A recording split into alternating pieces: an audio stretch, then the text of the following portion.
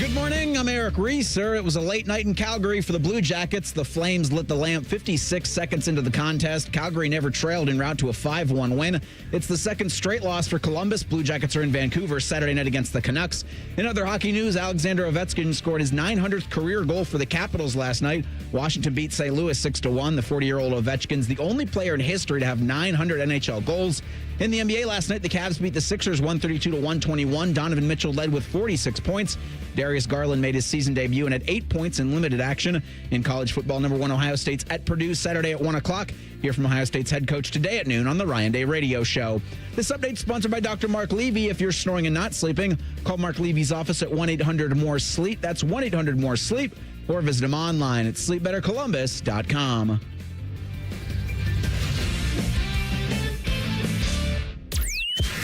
Your morning just got more interesting. Distilled and barrel-picked for your listening pleasure. Bo Bishop, a local sports media legend. What William T. Sherman was to the Union Army, he is to Northern College football. A husband, a father, and middling youth sports coach. He's friends with Central Ohio sporting royalty.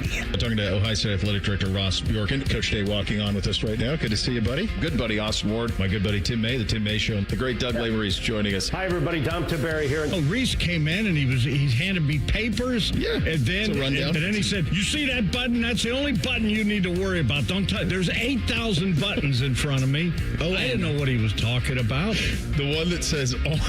We blew the budget on this imaging, and only 2 guys answered our ad on Craigslist. Ryan Baker and Eric Reeser. Act accordingly. You're now listening to Bishop and Friends. Bishop and Friends is sponsored by Diamond Seller, your true jeweler for over 75 years. All right, let's go live on a Thursday edition of the program. Bo and the boys with you for the next 3. Paul Finebaum coming up at 10:30. The mailbag, we'll open that up in the 10 o'clock hour as well. The rise of Julian Sayin. He was available yesterday to the media. You'll hear how he is handling all of the spotlight that has come his way in a very, very short amount of time. 11 o'clock, we will attempt to beat the house and Adam Jardy of the Dispatch at 11:30 as we'll do our official preview of Buckeye basketball today in terms of what is expected, what is required for Jake Diebler and the boys that are off to a nice start, scoring a ton of points in that opener on Monday. I did want to start here, though. As we head into this stretch of games from the Ohio State football perspective that, quite frankly, are pretty brutal. They're pretty brutal. These are not ones where you're going to have to plan your day around these. You're at Purdue this week. You have UCLA at home. That is night, so that'll have a little bit of juice to it as long as it's not crazy bad weather-wise. I haven't even looked that far out to see what's being projected. And then it's Rutgers. So it's UCLA and Rutgers at home to back-to-back in November. And then, of course, Michigan speaks for itself. But it's 3 straight games that are going to be ho-hum to everybody else around the country. We call these bottom line games around here. No one's going to watch these games other than people who are locked into the Buckeyes, and everybody else is going to see this pop on a bottom line and say, well, did they handle their part? Did they act accordingly? That's how everyone else is going to do it. And it's fine because in a 12-team playoff, it doesn't matter. This isn't the BCS where you have to bury people 56-7 every week to prove that you belong in one of the top 2, or even in the early years of the college football playoff where you had to prove that you belonged in the top 4. That's not the case. If you win your games, you're going to be in a power conference. And quite honestly, as we saw last year with Ohio State, you can lose twice and still get in. Notre Dame's going to lose twice and probably get in this year. So you can do that. There's going to be SEC and Big Ten teams with 2 and 3 losses.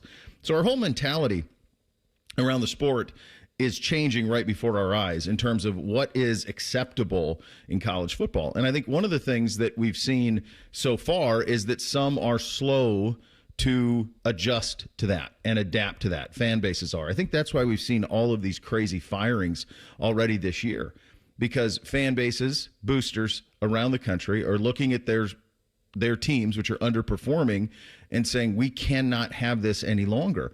The reality is, for some of these spots, and if you think of these SEC jobs that are open, and I know, Bake, you had issues with Auburn of getting rid of Hugh Freeze in terms of that, because they've been competitive in every game. You could make the same point with LSU and Brian Kelly, quite honestly. They had maybe outsized expectations to start the year. The losses start to stack, and all of a sudden you got to make a coaching change. But the reality is, and I'm not Herbie here. I'm not saying everybody's got to keep a job for the rest of their lives in college football coaching. Like, sometimes you deserve to be fired. Sometimes those buyouts have to be paid. I think Jimbo Fisher at Texas A&M is a great example of that. They reached a point of no return. They had invested as big as possible. They gave him a contract that, unfortunately, they had to eat $70 million of it. That stinks for them. But there are plenty of instances where I think as fan bases and boosters, we have to ready ourselves for losses, especially in the Southeastern Conference. That is a conference right now with 16 teams.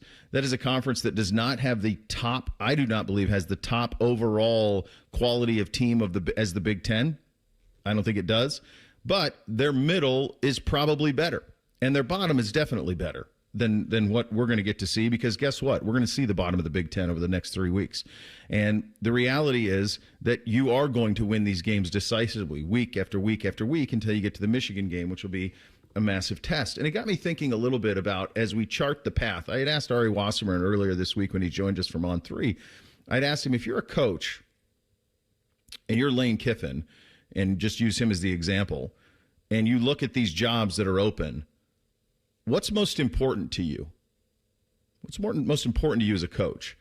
Is it tradition? Is it location? Is it money? Is it NIL? Is it boosters? Is it alignment?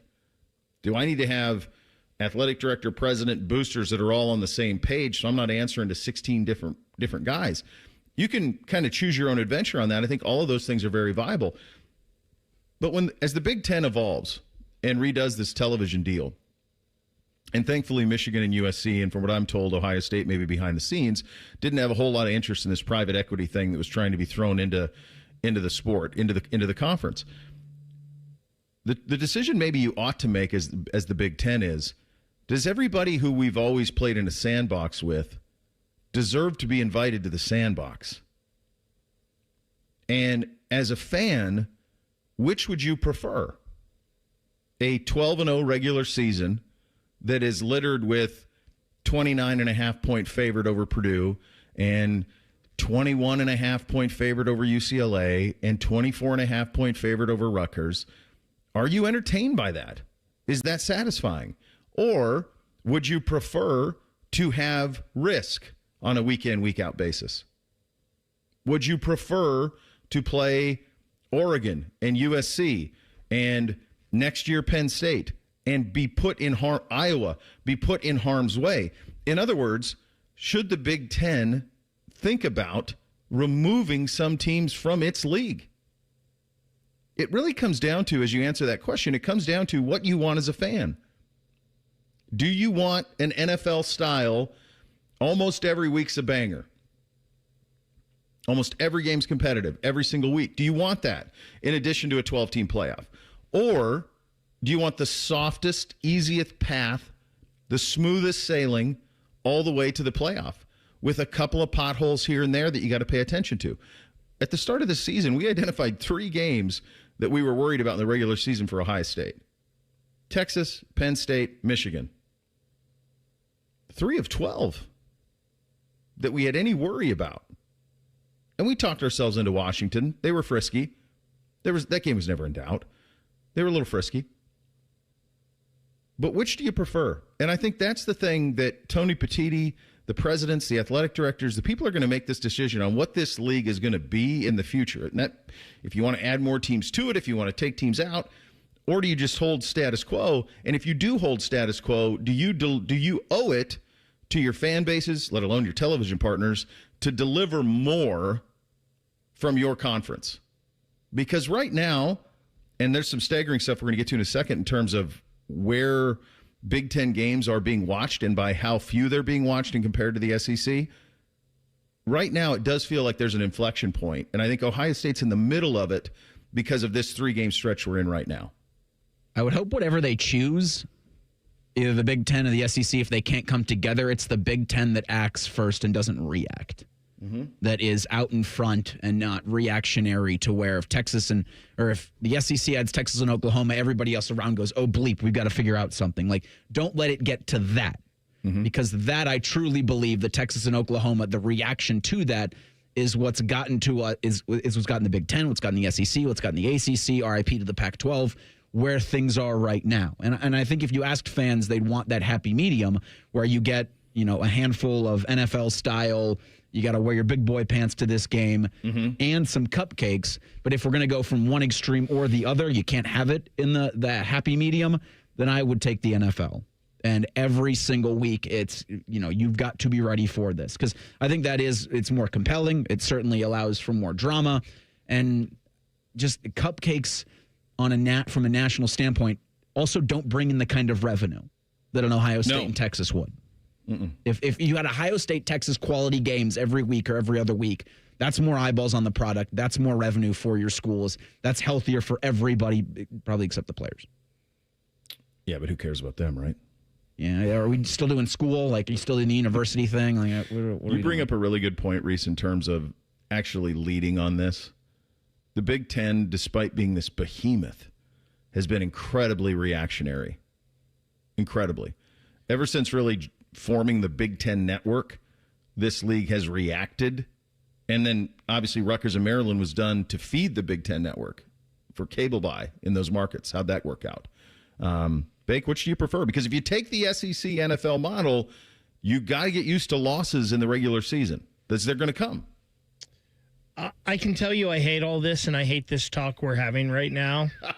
And I think You're welcome. I think that the Big Ten is trying to be on the forefront of this. It just maybe not the way we all think they should, because Tony Petitti has already stepped out there and said our 8-4 teams deserve to be in this playoff.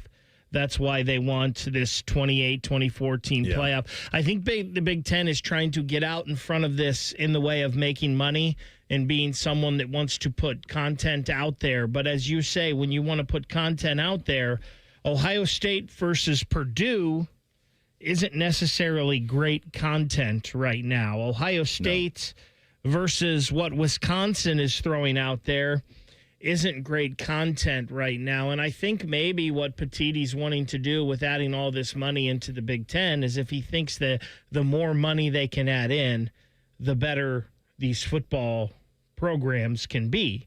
And all this money will raise everybody's boats up more towards an Ohio State type level. I get the NFL. They claimed that with Rutgers, Bake. Just to jump in real quick. They claimed that when they added Rutgers. That just give them the money, put them in the league. And I don't always... They take a lot of strays. It's not their fault. Maryland's in the same boat. We keep wanting to make college football the NFL, but it's just not. There are differences. There are more, there are more players. There is a vast, from the best player in the country to the worst player in the country. There's a wider disparity than there is in the NFL. There's more teams. There's just a difference. So we can't make college football the NFL, but that's what we're trying to do. And we're, it's obviously all about the money, and we're going to make as much money as we can. I hate this conversation. I know you do. It's so bad. But we're going to end up. But we're living it. We're going to end up with 8-4, like Tony Petitti has said he wants. We're getting a bigger playoff. Yeah. Whether we like it or not. I don't think it'll go to the 20s, but I think it'll go to 16. And the reason that this is the topic today is because Ohio State is embarking on Purdue, UCLA, Rutgers over the month of November. That's why it's a topic. Because this is where we're at. And I'm going to share some numbers with you that are absolutely staggering. And if you think, I've been talking about this for a decade plus in terms of the mistakes that the Big Ten made along the way. And there's some numbers that are out from this college football season that will blow your mind. We'll get to those coming up next. Bishop and Friends right here on The Fan. Wake up with The Fan. Eat lunch with The Fan. Go to bed with The Fan. Dream about The Fan. Then change your sheets. Gross. Ew, you guys are gross, but stick around in case I don't find anyone else. The Fan. You may play the Ohio Lottery, but how well do you know the odds? True or false? When more people play Powerball or Mega Millions, the odds of winning a jackpot are worse. It's false. The odds for draw games don't change. The game design sets the odds so your odds stay the same no matter who plays or how big the jackpot is. The only thing that is worse is the number of coworkers expecting free lunch if you win. I mean, how many tacos can one man buy every Tuesday? Learn more about common lottery myths at ohiolottery.com/knowtheodds. Lottery players are subject to Ohio laws and commission regulations. Play responsibly. Save faster, borrow smarter, move sooner with CME. Earn 6.50% APY with an Ohio Homebuyer Plus savings account. And when you're ready to buy, enjoy a low 5/1 ARM mortgage rate. Plus, CME pays $750 toward closing costs. Start your path to homeownership today with CME Federal Credit Union. APY means annual percentage yield. APY 6.5%. APR varies. $750 closing credit. Terms and eligibility apply. Equal housing lender. Federally insured by NCUA. Visit CMEFCU.org. I'm Leslie from Pella Columbus. And I'm Wilson from that other window place. One of our specialties here at Pella Wilson is getting rid of old, smaller windows with no view and replacing them with huge, beautiful windows that can change the look and feel of your home. We tried that once, but we cut the hole a bit too big, so we had to put in a garage door instead in their dining room. Wilson. Didn't improve the view, but they do have a drive-through now, so you're welcome, Gruball family. Get the windows that can change the look and feel of your home at PellaColumbus.com. Hey, it's Anthony Rothman here for Germain Honda of Dublin. So what's the difference? There are other Honda dealers around. Well, Rich Newsom and his team want to earn your trust. They don't expect it, and they earn it by giving you a great price, and then they back it up after the sale. With same-day service, no appointment necessary, a great variety of brand new Hondas, and hundreds of pre-owned certified Hondas to choose from, all at the same location. Identify yours at GermainHondaofDublin.com. Germain Honda of Dublin, Sawmill Road, just south of 270. You know that thing you've always been too scared to go for? It seems like you'll never have the guts. Then a cancer diagnosis. And doing that thing becomes way less scary. I would know. I've always wanted a black belt. And today, the only thing standing in my way is a few wooden boards. It's been a lot of hard work and 5 years since I beat cancer at Ohio Health. Bring it on. You keep making plans. Visit ohiohealth.com/keep making plans to learn more. Imagine on an NFL Sunday being able to sit in a comfortable seat and watching 7 NFL games at once. Now imagine your favorite radio station giving away prizes, including football tickets. On Sunday, November 7th at 1 p.m., join me, Scotty Vegas, and Dave Biddle from On the Money at the ESPN Bet Sportsbook at Hollywood Casino Columbus for incredible food, giant screens, and lots of betting kiosks. That's Sunday at the best place to watch the games. 1 p.m. ESPN Bet Sportsbook. Must be 21 or older to enter. Gambling problem? Call 1-800-GAMBLER. All your favorite fan shows are on YouTube, along with those fake YouTube ads like Chew This Gum and It Grows New Teeth. Experience the splendor of Bo sitting in his closet, Timmy Hall's gouty gold chains, and Matty Ice wearing a coat in 90-degree weather. It's all there. Head to YouTube and subscribe today. At the Ohio Lottery, we make Keno fun, your way. That means every few minutes across Ohio, 20 out of 80 possible numbers are randomly picked. And if some of the numbers you pick match, voila, you're a winner. Keno doesn't require you to know a single thing about sports ball or overs, unders, pluses, minuses, or lines, or whatever else. Keno is as simple as, did some of my numbers match? They did? Great. You just raked in some dough. There are more than 20 hours of Keno draws every day and thousands of places to play statewide. Lottery players are subject to Ohio laws and commission regulations. Play responsibly. Flexible, secure, fun. Oh, and great pay, too. Are you not sure what you want to do for a career? Or are you thinking of changing careers? Being a dental hygienist or dental assistant may be the perfect fit for you and provides all of these perks plus more. Talk with a dentist in your community or visit ODA.org to learn more. Become a valuable member of the dental team and start helping people love their smile. This message is brought to you by the members of the Ohio Dental Association. Fan weather. From the Logan AC and Heat Services Weather Center. Plenty of sunshine in the forecast today and significantly cooler with less wind. Daytime highs will be in the mid to upper 50s. And then for tonight, not as chilly overnight with partly cloudy skies and our lows in the upper 30s to low 40s. Scattered showers and some storms in our forecast for Friday. It'll be breezy again with daytime highs topping out in the low 60s. For The Fan, I'm meteorologist Meredith Garfalo with the 10 Weather Impact Forecast. If you haven't thought about Buckeye football today, I'm sorry to tell you that you're dead. Our condolences. Your home of the Buckeyes, The Fan. Bo knows many people. He talks to the interesting ones on this show. This is Bishop and Friends. Our friends at On3 they're tracking the most watched college football games so far this season. They're tracking them. So there are 26 college football games this year that did 6 million or more in audience. On this list is, I think, 3 or 4. I think there's 4 that were all opening weekend before the NFL was involved, including ours with Texas. And that's number one, by the way, 16.6 million. That's your number one.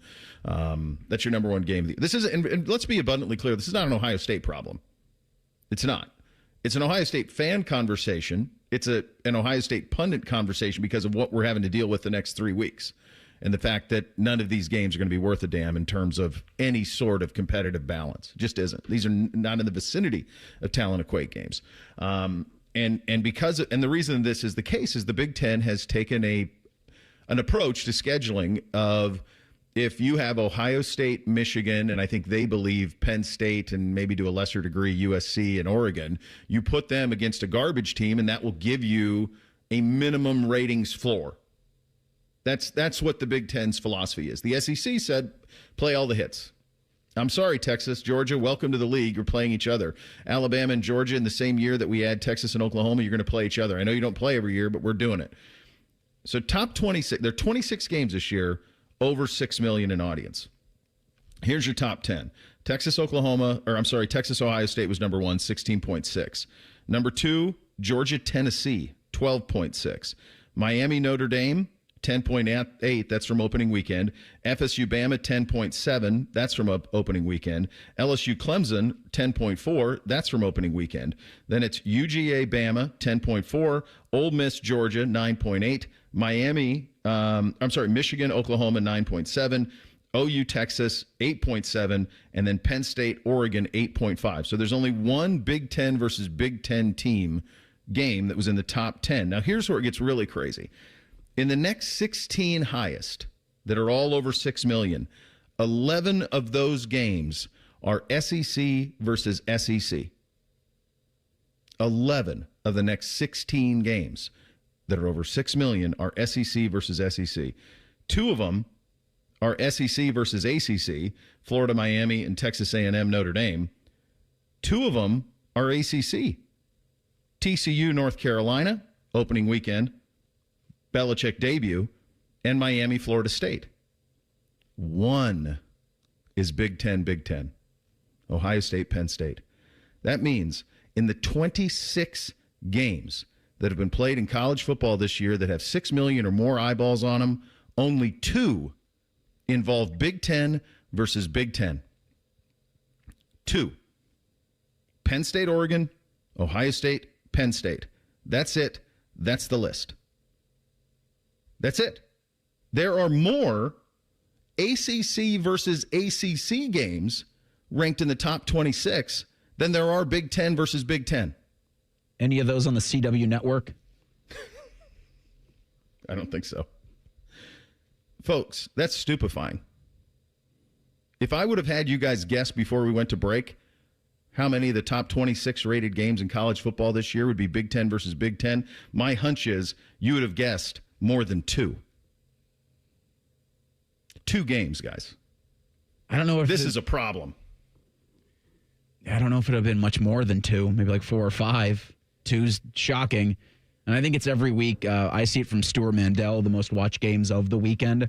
Yeah. And you look at what Fox gets, what Big Ten Network, if it's got a decent number gets, and you look to Fox and you go like, well, they're paying for a lot more than what they're getting. But they also sign the check. And the Big Ten, I don't think when these deals were done, I don't think the Big Ten was sitting there with any surprises. Like, it's all in the brochure. You've got 2, 3 great programs. Now, this was before you add Oregon, USC, Washington, and UCLA, and maybe you think 3 of the 4 would have been still national powerhouses, and it's kind of been just Oregon. Mm-hmm. But the Big Ten, for as long as I can remember, has been 2, 3 great teams at the top, and then the bottom is a bottom. That's what you're getting. And they're not playing the top versus the top enough. No. And that goes to like the scheduling when this comes out and you realize you're not playing USC at USC until what, next season? I don't even know. I mean, how do we not play Oregon this year? How do we not play every USC year? yet? One of those new at least USC or Oregon should be on Ohio State's schedule, and the powers that be should. I'm saying should a lot, trying to inject logic into this. Should have known that had to be at least one of the tickets every year is Ohio State, Oregon, or Ohio State, USC. It's funny because the brands that you're talking about, Reese, and I don't know, maybe I'm wrong on this when you talk Oregon, Washington, USC, UCLA. Maybe Oregon has gotten into that national brand, but USC is the only one I think that maybe ticks the boxes all over the country where people are like, oh, I wonder, but USC hasn't been good recently. They don't have one in the top 26. They're not involved in one game that over 6 million. That's crazy because not even Notre Dame. USC Notre Dame used to be a monster. Nope. And it's not there. Bo, as you're reading all those numbers, the only thing I'm thinking is, man, what could have been if Penn State would have lived up to their hype this year. But you have talked about this forever, Bo. The Big Ten missed the boat. They went for markets and not brands. And you've got to have brands. The Texases, the Oklahomas, the Ohio States, the Alabamas, the Notre Dames, the Michigans. Those are things that move the needle. You want to get TV. You want to get viewership. You want all of that. You've got to get big brands. The idea that Texas... That was complicated, but Texas wanted to come to the Big Ten. Oklahoma desperately wanted to come to the Big Ten. You would have given them dance partners with Nebraska. It was the AAU certification with Oklahoma that was always cited as a reason of why they didn't get added, that academically they weren't good enough. And I remember at the time saying, who cares? Who cares? What are we doing? Yes, take Texas and Oklahoma. Of course, take Texas and Oklahoma. And if you have to take Oklahoma State and Kansas or whomever else, fine, take them. Take them, but take the brands. I'll tell you, if I were the Big Ten, I would absolutely relegate some of these teams at the bottom. I'd get rid of them. I just think they're dead weight. And I would also, if we're going to be in this world of, if we can't go back and put the genie back in the bottle and recreate regional conferences, the one thing I learned in this is Miami's got a pretty good brand. Miami rates. They've got 4 instances. Yeah, there's 4 Miami games that are in the top 26. That's more than Ohio State. 4 different Miami games are in the top 26. Now, that's because of schedule, right? Miami's played Notre Dame. They played Florida. They played Florida State. So they've played those games. But to me, if I'm the Big Ten, the 2 schools that looking off of this and brands and all of it, obviously Notre Dame is the one you leverage absolutely. But then the other one would probably be Miami. That would probably be it, because people like that brand. They see that helmet and they associate greatness with it, whether the U is still not back, but people want to see it. And I wonder what because I think when you say that, in my mind, I go, all right, then for the Big Ten, for Tony Petitti, go get Miami and figure it out. But I don't know if anybody's got enough to pay them out. As of right now. I think they can all get out probably before the next round of television negotiations in 2030. You could probably do it at that point. I'd love to. Ideally, I'm a traditionalist, Bake. I'd like to be what you want to be. I would love to get the Big Ten back in its own footprint. Love to get the Southwestern Conference back, get the SEC back, the Pac-12, the ACC, all of it, and have it get back to some regional common sense. But I think that ship has sailed. And I do think that the Big Ten, and the reason that this comes up today is because of the Ohio State schedule the next 3 weeks. And because of what we now have as empirical data that shows you've fallen behind. This league has fallen behind. Bo, I think the only way we get that is if we just separate football from everything else. And we have football regional majors where we're not worried about a Big Ten and SEC, a Pac-12, and then you can keep your Big Ten and your SEC for all the other sports. 100% they should do that. Chip Kelly said that. They should absolutely do that. That would make all the sense. Separate them. Stop carrying the dead weight. Be aggressive. And it's really is time for the Big Ten's got a lot on their plate. Tony Petitti's got a lot on his plate. He's got to stop worrying about dead weight because there's too much dead weight in this league. No dead weight at the Ohio State situation, and certainly not at quarterback. Julian Sayin, his rise, his ascent, absolutely comet-worthy. You'll hear from him on all that's come his way over the last month. Bishop and Friends, right here on The Fan. Would you enjoy watching a football game if the officials were paid a bonus for every flag they threw? Or a basketball game where the refs got paid for every foul they called? Okay, how about hiring a furnace and AC company that pays its technicians by the number of parts they can sell you? Hi, this is Dennis, president of Care Heating and Cooling, and today, this is how many companies operate. They call it performance pay, and it rewards technicians by paying them more for billing you more. Why is this bad? Because it abuses your trust in a technician to be treated fairly and honestly. At Care, we've been family-owned for 31 years and have always paid our technicians by the hour for repairs. We'll show you exactly what needs to be fixed and why, and give you our low upfront cost before we start. And unlike other companies, our technicians will never be rewarded for throwing more flags. Our Central Ohio-based staff is here for you 7 days a week. Care Heating and Cooling. Book an appointment online at careheatingandcooling.com or call us at 1-800-COOLING. When you need a company you can trust. Does your vehicle need maintenance, but you don't have time? Krieger Ford's got you covered. Enjoy our convenient pickup and delivery service, or we come to you with our mobile service van. It's fast, easy, and hassle-free. Schedule your appointment today, only at KriegerFord.com. Welcome to Tire Discounters. Oh, hiya, Phantom. Mike, is it true? What's that? Tire Discounters is offering up to $200 off sets of Goodyear tires? Absolutely. Plus free alignment and a full synthetic oil change? You got it. I'm not one to exaggerate, but that may be the best deal in the history of the world. But free would be better. Mike, don't toy with me. Through the holidays, every day we're open, someone will get their money back on 4 tires. But I... Just breathe, Phantom. Breathe. No purchase necessary. Ends 12/31/25. Visit website for details. With business banking, Tel Ohio Credit Union takes it personally. That's why they are the #1 SBA lender among Ohio credit unions. You are a member, not a number. That's the Tel Ohio difference. Visit telhio.org/business. Certain restrictions apply. Tel Ohio is open to all in Central and Southwestern Ohio. Federally insured by NCUA. Bishop and Friends is sponsored by Diamond Seller, your true jeweler for over 75 years. The Fan, Ohio sports destination. What's up? What's up, man? What's up with you? Sponsored by Newman Roofing. For all your roofing, gutter, or siding needs, call Newman Roofing today at 614-NEW-ROOF or visit online at newmanroofing.com. All right, here's what's up on a Thursday. We'll get to Julian in a second. Got a tweet from Mark about the conversation we were having. Definitely want better competition. I also think Ohio State is favored in every game in the SEC, just not by those ridiculous spreads that you mentioned. I agree with you. I think Ohio State would be favored even on the road against everybody in the SEC except for maybe Bama and Georgia. Would probably, and maybe A&M. I mean, that might be like a 1.5, 2.5. It'd be a field goal or less, something like that.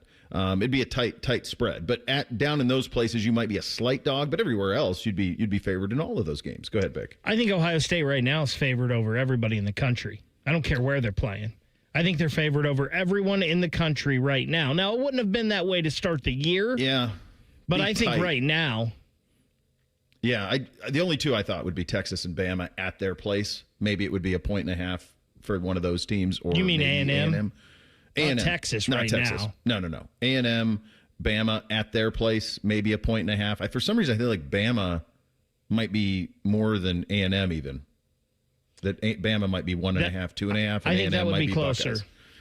So then I was thinking, how many times Ohio State, because this goes to the point of all of this, how many times Ohio State been favored by less than 10 this year? When we picked them, and I have all of this here, when we picked them, the Ohio State-Texas game was Buckeyes 1.5. Grambling was 49.5. OU 30.5. You get to week 4, we were off. You get to week 5, and it's Washington ended at 7.5. So there's your under 10. It was 7.5 for Washington. It was 23.5 for Minnesota. I mean, this is multiple. Illinois was 15.5. Wisconsin was 25.5. Off week. And then, there's got to be one in there. Where is it? 5 and 5. Where was it last week? Last week it was... there it is. 19.5. Yeah. So just one. And just one of them. Ohio State's covered everyone but OU, correct? I think that's right. Yeah. I think they've handled their business. And a big part of that has been the fact that this country is finally getting used to the fact that Julian Sayin is legit. It took a while. We were talking about it for a long time, but it seems like the Penn State game is when everybody kind of woke up and went, oh. A lot of people watched that game, and a lot of people got to see totally what he's capable of. He's the Heisman favorite, which is a crazy thing to wrap your head around for a guy who, at the beginning of the year, people weren't sure what to make of him. He was available yesterday on campus. He was asked about being a Heisman favorite and how he's handling all of it. It's an awesome feeling, but nothing happens without the team, and we're all focused on team success here. We have a lot of great players, and guys are up for awards, they're on watch lists, but we're all focused on team success and how can we get better each and every week and keep developing, because it's all about where we want to be in December and January. For him and Jeremiah, it's going to be a 2-game Heisman campaign. They've laid the foundation to be Heisman finalists for what they've done already this season. They will continue to buttress the framing over the next 3 weeks. It's just going to be stat accumulation games. There's not going to be any threat of losing. And so you accumulate some stats, and it looks pretty, it looks smooth, and you go about your business. For Julian and Jeremiah, it's going to come down to Michigan. It's going to come down to the Indiana game for the Big Ten championship. If they play well in those games, if they light it up in those 2 games, they can win it. They don't even have to be crazy statistically over the next 3 weeks. Like Jeremiah doesn't have to catch 15 passes for 150 yards against UCLA and 3 touchdowns. That's not necessary. Probably more like 8 for 150. But that's not needed. It isn't. They catch a touchdown every week, continue to build that foundation. Julian is a video game, so he'll complete 80% of his passes the next 3 weeks. He'll throw for around 300. Won't throw a pick. 3 touchdowns, no picks. That's just what he is right now. But what it'll come down to is Michigan in the Big Ten championship game. That's it. And if they win those 2 games, and either one of those guys lights it up in those 2 games, and in order to win those 2 games, those 2 guys will, you're going to get a Heisman Trophy around here for the first time since Troy. Yeah, one of those 2 is going to have that kind of special frame this image against Michigan. Like, I always see the indelible image of Eddie George running away from Notre Dame defenders. And that, for me, growing up is the image of Eddie George in his Heisman campaign. And that is something that I think they're going to have either Jeremiah or Julian or both in one of those 2 games to really get the national attention. I also think that the touchdowns for the next 3 weeks, if they're going to want to stay into this conversation or at least be as heavily favored, are going to have to come on deep shots. Like, they're going to have to be picturesque bombs. Jeremiah's going to have to make ridiculous climb up the ladder kinds of catches because you've got Mendoza. And Mendoza, for a similar situation, is going to have some statistical performances. But you've got the Texas A&M quarterback and you've got Ty Simpson for Alabama, who will have opportunities on big stages to just stat accumulate and get big wins by doing simple things. I don't know if I totally agree that it has to be a big bomb for Jeremiah, but you do need the picture of that catch last week against Penn State everywhere, and you need another something like that. Something spectacular, some kind of play that only he can make. I wonder if maybe moving forward here, now that these Heisman campaigns are in full effect, as much as full effect for Ohio State is going to be, I wonder if maybe there is a play or 2 coming where Jeremiah gets a ball on a sweep and they give him a handoff rather than a pass. Like maybe in the Michigan game, we see a big run out of Jeremiah. Maybe they put him back to field a punt even. Who knows? But I wonder if we're going to get something like that to maybe give Jeremiah a couple more data points. Well, I don't think you need to do that in the Michigan game. I think you just need to do one of that over the next 3 weeks. Something. So for these 3 games that nobody outside of us is going to watch, what you want is, hey, did you see what he did in a game that you otherwise didn't watch? And then it goes on social, and that's what it's going to be. In the Michigan game, just win and have a day. And if you beat Michigan, then it's going to be because of Sayin and Jeremiah and Carnell and that defense. That's how you're going to beat them. That's who Ohio State is. So I think the Michigan game, the Indiana game, those games speak for themselves. Now, Mendoza's in the middle of this thing too. They don't play a single game until the Big Ten championship against a team that has a conference win. Not one. Now, they got Big Noon at Penn State Saturday. So you get the Big Noon kick. You'll have interest early. What's that? You'll have interest early in that game. So for that one, And for the 7:30 Purdue kick at the end of the season, like those strike me as Curt Cignetti's going to try to lay it on early. I'll be very curious. I'm almost trying to will Penn State to have heart Saturday and have guts. Because it would be, I don't think there's any chance Penn State can win this game. Well, I shouldn't say that. They probably have more NFL talent than Indiana.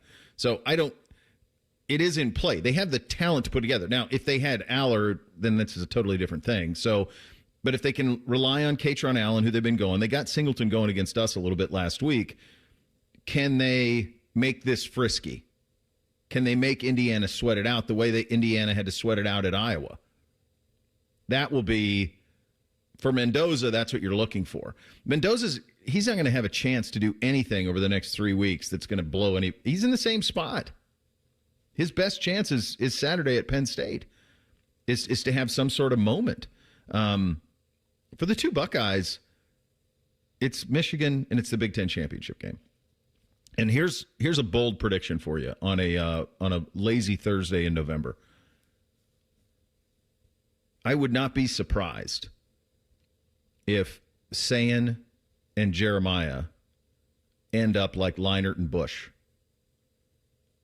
And one wins it one year and the other wins it the next. Which is crazy to even say out loud. But it's very much in play. It's very much in play. It is. And I wonder for like the Jeremiah, those who question Jeremiah in like terms of accumulating stats, I don't think he needs to necessarily have numbers in the way that Julian and Fernando need to have because everybody's in consensus.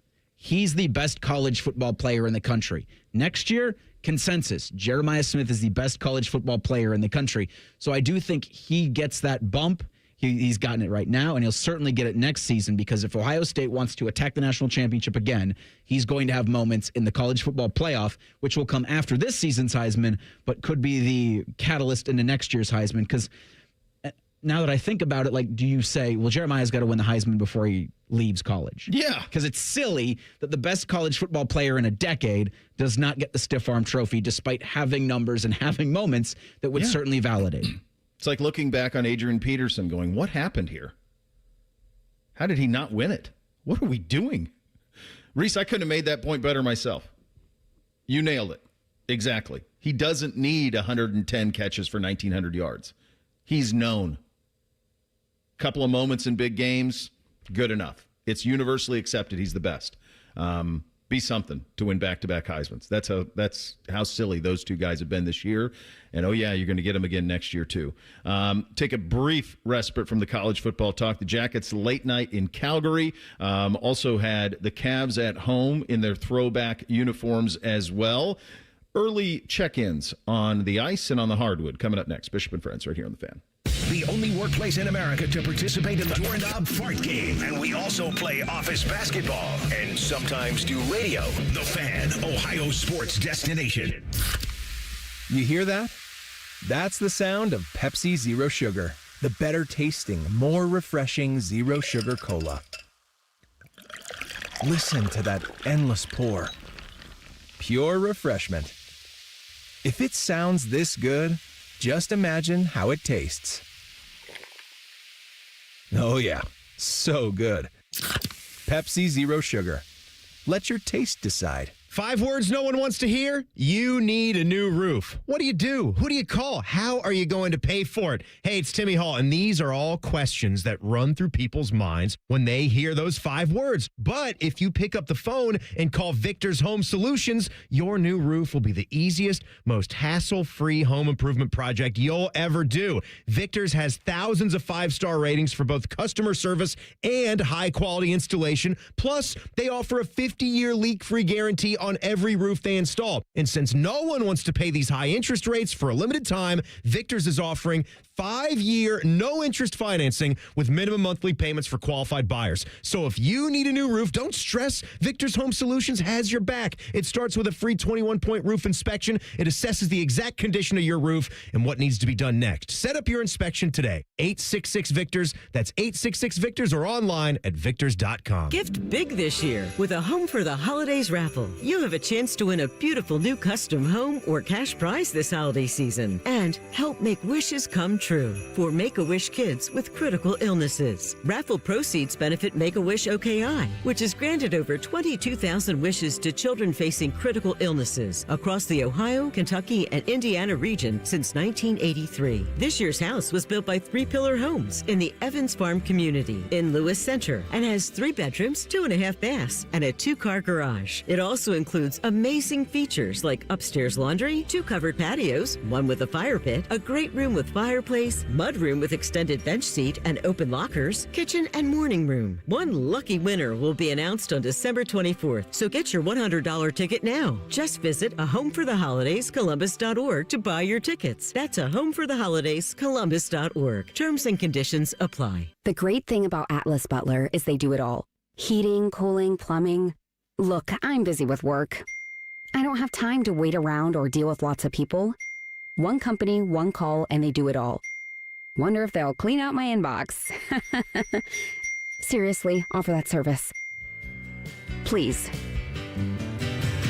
Atlas Butler is at your service. Call 1-800-FURNACE.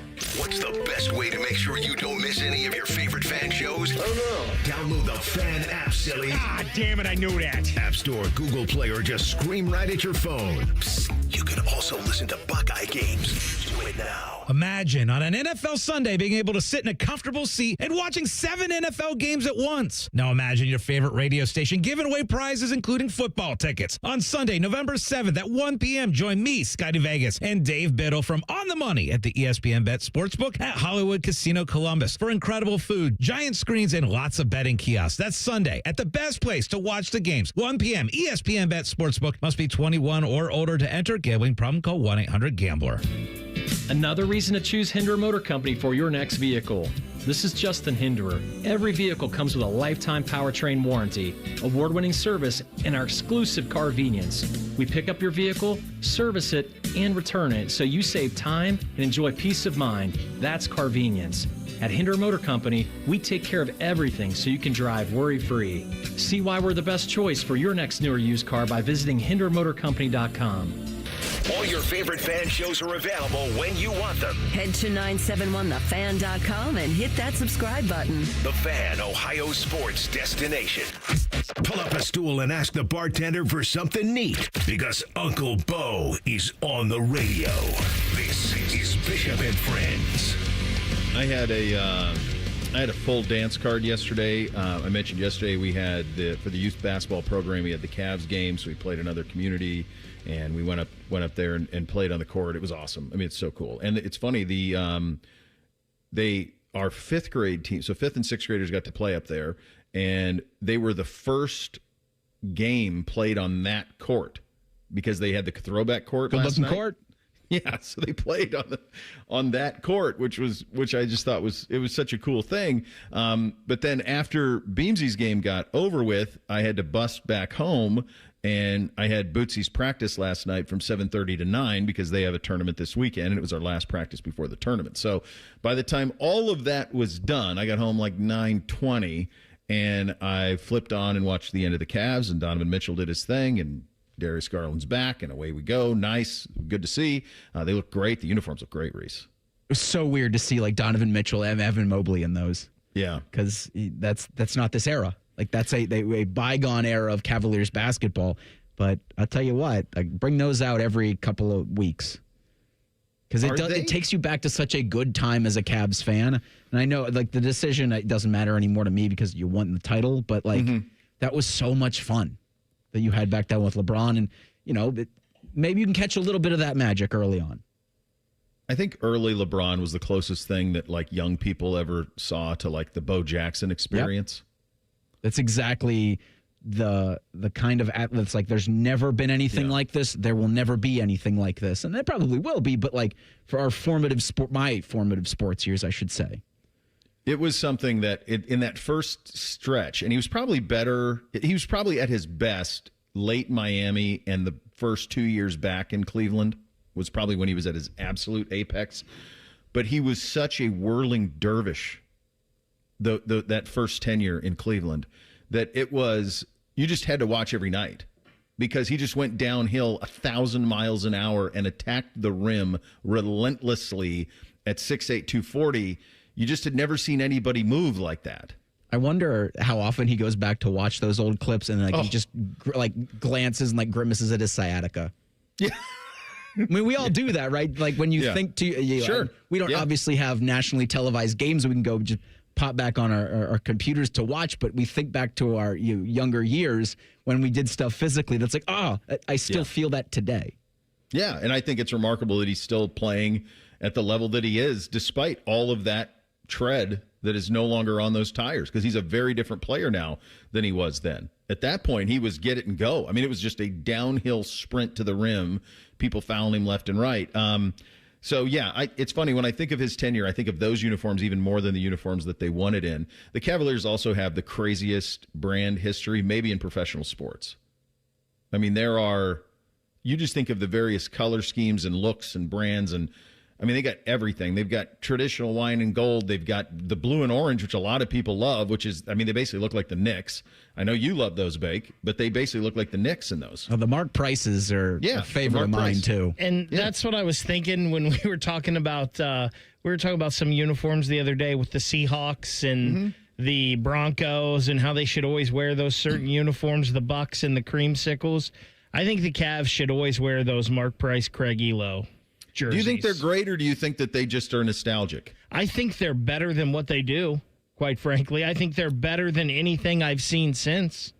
I think the ones they have now are pretty clean. Yeah. With the soft gold and the black and the wine. And I think that's their original color. I think it's so crazy that an NBA franchise, like in just the middle of their existence, randomly switched to blue and orange.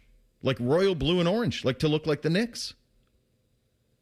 Yeah, I think there's a soft spot for them because they're here and they're your team, and it's the fondness of your youth. But it really makes no sense at all to do that. I mean, can you imagine if the Detroit Pistons just randomly went to aqua? Oh, never mind, they did. Yeah, they did. They did do that. Yeah. So the NBA was pretty drunk in the late 80s, through the 90s. Channeling their inner Memphis Grizzlies. Just what are we doing? Just crazy branding. But look, it was fun. It was really cool, and Mitchell's a super duper star, and they get a win. That was nice. So then after that, I flip over and I turn on the start of the Jackets game against Calgary, and the indelible image for me is the image of Jody and Mearsy up in the rafters, and you see them doing the welcome shot, and you see the rafters of the Saddle Dome, not what feels like not more than 2 feet over their head. And then you realize that they're in the ceiling of that place. And you say, I've got to get back there. That was the hockey rink of my youth. I have got to get back there before they get rid of that place. And I know they're gonna. I don't know when the last season is. I think it's next year. Okay, so I got 18 months to get back to Calgary. I got to do it because it's the greatest place you could ever watch hockey. And people say it's a dump. I don't care. It's perfect to me. They got bombed, Bake. Yeah, it wasn't pretty. 2 goals in a span of 36 seconds to start the game in the first minute 32, and then 2 goals later on in a span of 37 seconds. The crazy thing is, early on, it felt like the Jackets were playing pretty good, and Marchenko gets that shorthanded goal, and you're like, all right, I think the Jackets are going to get back in this. And then it was one of those things where they didn't get a reward for a long time, and then the goal went the other way, and it was kind of what we've seen. Like when the negative things happen when you've been playing so well, it just kind of snowballs. Yeah. 1 of 82, so no big deal. There are some trends, though, that I want to get into maybe early next week if they continue with this team that are a little, not red flaggish, but certainly yellow flaggish. Go ahead, Beck. The Monahan possible injury here could be a really big deal for them. Yeah, that potentially be a massive one there. So I saw the highlight of this. Ovechkin gets his 900th last night. Jordan Binnington is in net for St. Louis.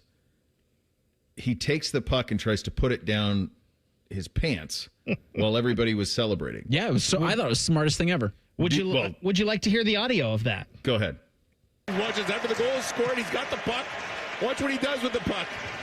He's going to keep it in his pants. I don't know if he wants to sell it on the open market or not, but they're not going to get that puck from Binnington. But that is until linesman Michel Cormier came over and said, hey, we know you got the puck, buddy. Good job catching that. There's cameras everywhere, guys. Tremendous. His eBay account would have been popping off after this game had he pulled that heist off. That's a one-of-one puck forever. Do you think he was serious? No. Or just having a laugh? Having a good time. Yeah, I think Binnington, a little bit of a jokester. Having a good time. Yeah, that was quite entertaining.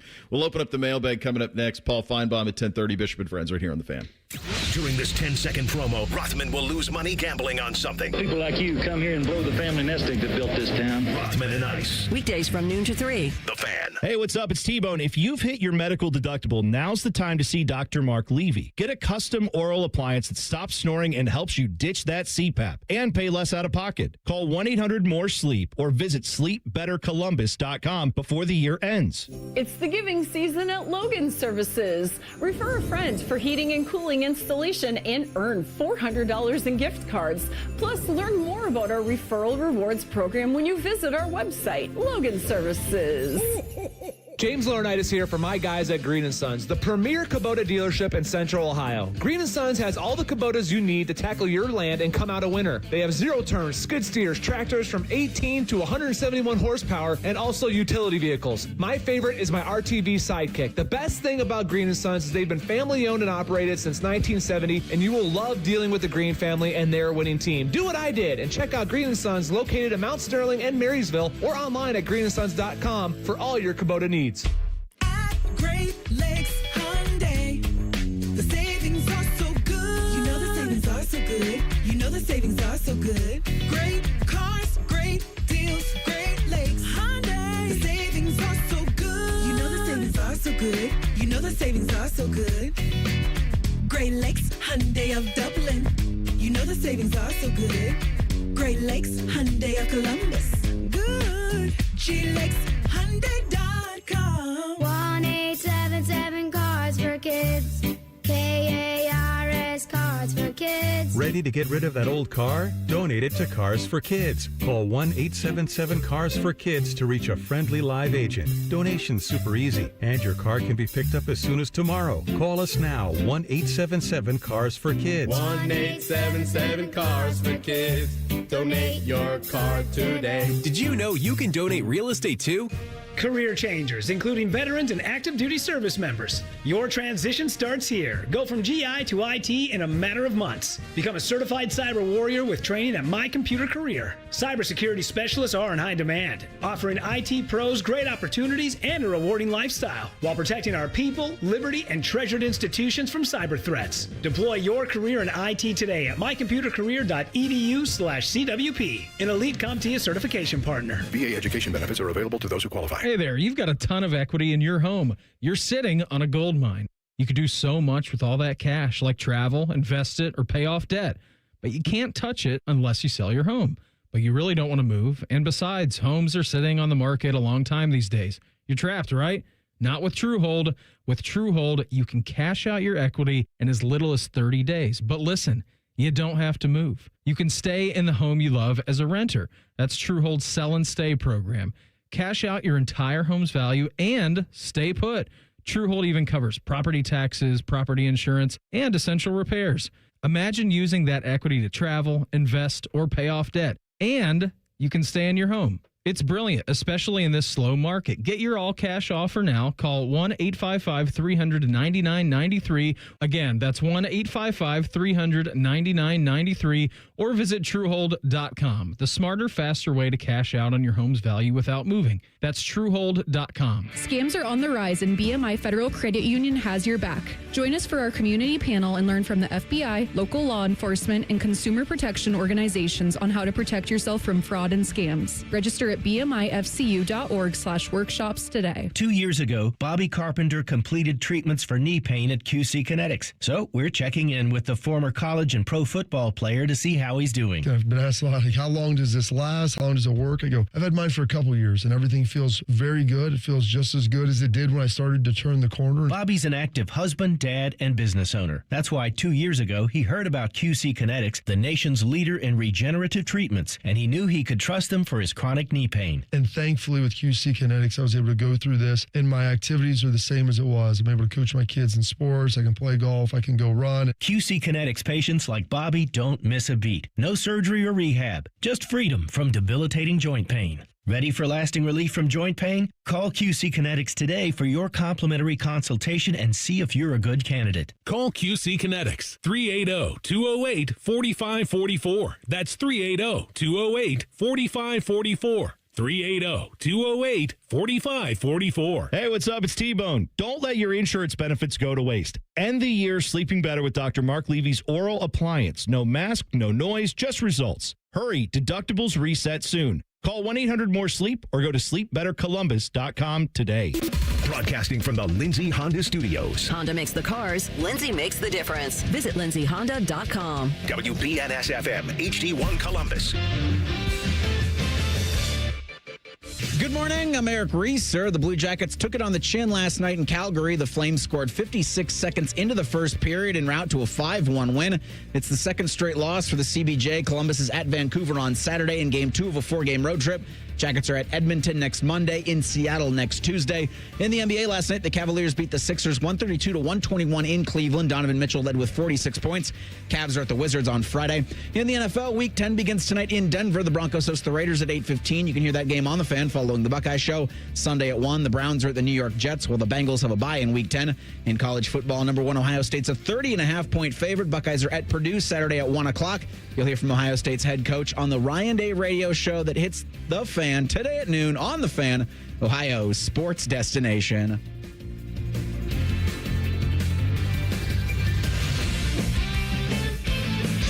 Keep your friends close and your producers closer.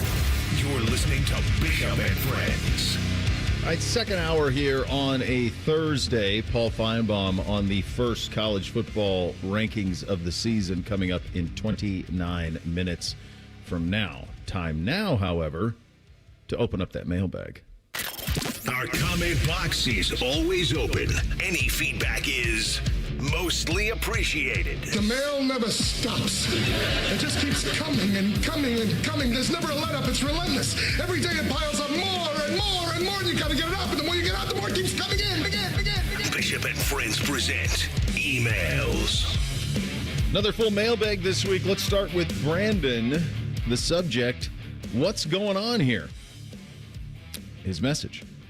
Can someone explain to me first, what is this fantasy this coaching staff has with C.J. Donaldson? Also, why are we wanting the ball back up? So obviously he was like the rest of us. Why are we wanting the ball back up 17-7 with 2 minutes left in the first half just to run the ball up the middle? The play calling, whether it's Hartline or Day, is way too questionable, more than it should be. Someone explain this to me. P.S. This Penn State game is the exact reason why I can't trust Day against that team up north.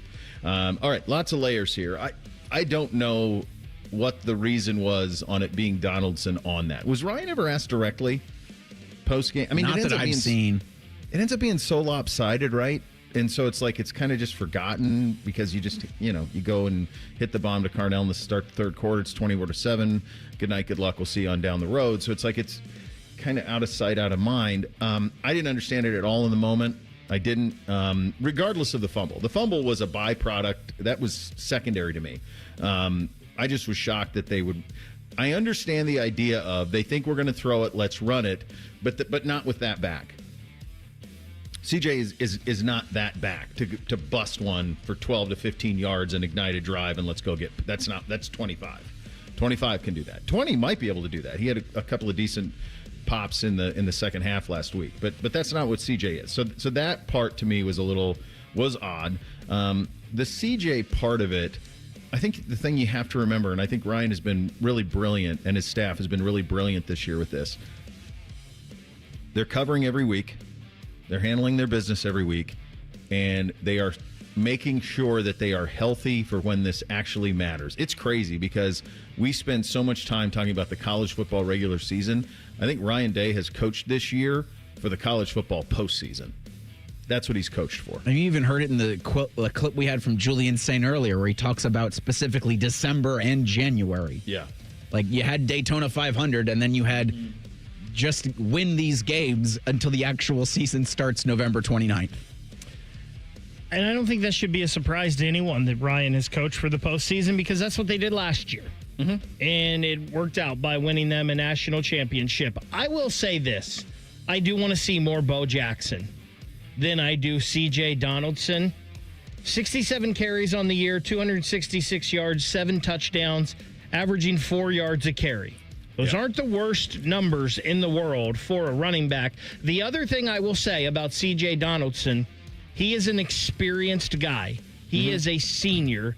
The rest of these guys are young and haven't played a lot of football. So when you're passing, you may want a guy in there that's been around a little more, knows how to block and the blocking schemes, protection schemes a little better. Also with CJ, he was a wide receiver his whole life until he got to college, I believe it was. Yeah. So he's very good in the passing game, too. He knows how to run routes and catch the football. There's a lot there that I understand the coaches like. I do think, though, your best runner of the football is 25. I think that's a fact. It's also it's just a crazy thing that crazy existence Ryan has right now. Universally acknowledged as the best coach in college football. Universally acknowledged, if any program could pick someone to coach their team, it would be him. Won a national championship, but then he's still got this Michigan thing hanging over him. It's just we just don't ever see anything like it, because historically, if you lose that game, you don't get the chance to do what they've had the chance to do the last several years. So it's just such a strange spot he's in, and it really won't go away until they beat Michigan and Ann Arbor at the end of the month. All right, this one, where was it? All right, here we go. This one from Kenneth. Kenneth on this one. He writes, Julian Sayin and Jeremiah Smith discussion. Hi, Bo. Love the show. Ohio State 91 grad, 31 years Navy, active and reserve submarines. God bless you. Thank you for your service. And submarines? Holy smokes, man. That's an intellect of which I am not familiar. Listen to you at work on my Motorola walkie-talkie that can tune FM frequencies. Come on. How old's that? What's that model? That's amazing. Well, say that again. What? Listen to you at work, and his work is on a naval submarine, on my Motorola walkie-talkie that can tune FM frequencies. Good job out of you, sir. That's spectacular. Love the Montana stories. Things older than the BlackBerry.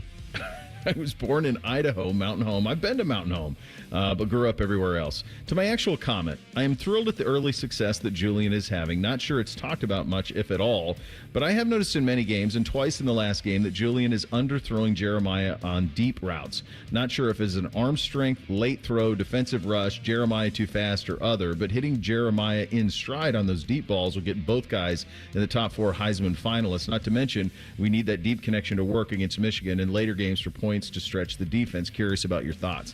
I think there are instances where there is a little bit of an underthrow, but I think if you go back to, I can't remember the game. I can't remember if it was the Texas game or the Ohio game. It was early in the season.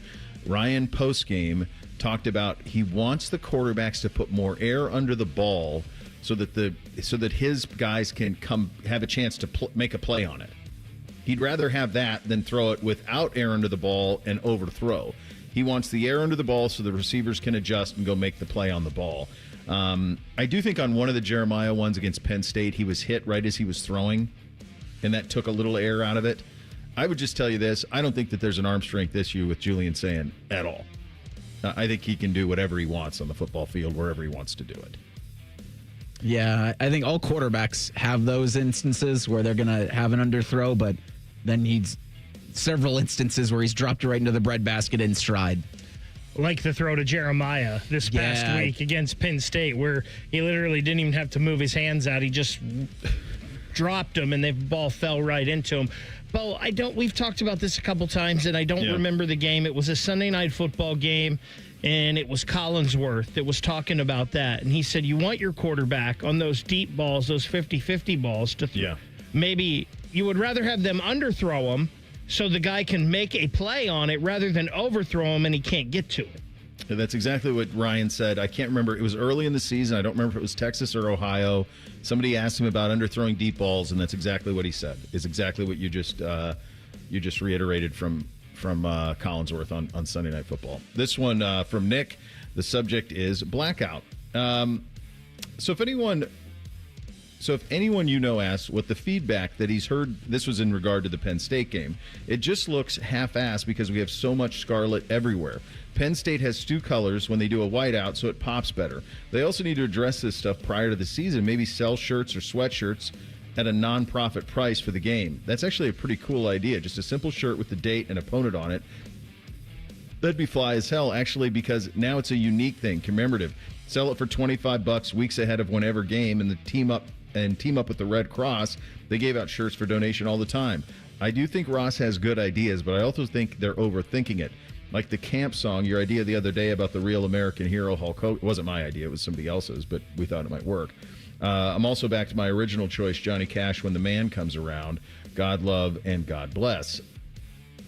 I think he's right on if you're doing. I think the only color you can do at Ohio Stadium that's an out is scarlet. I think everything else.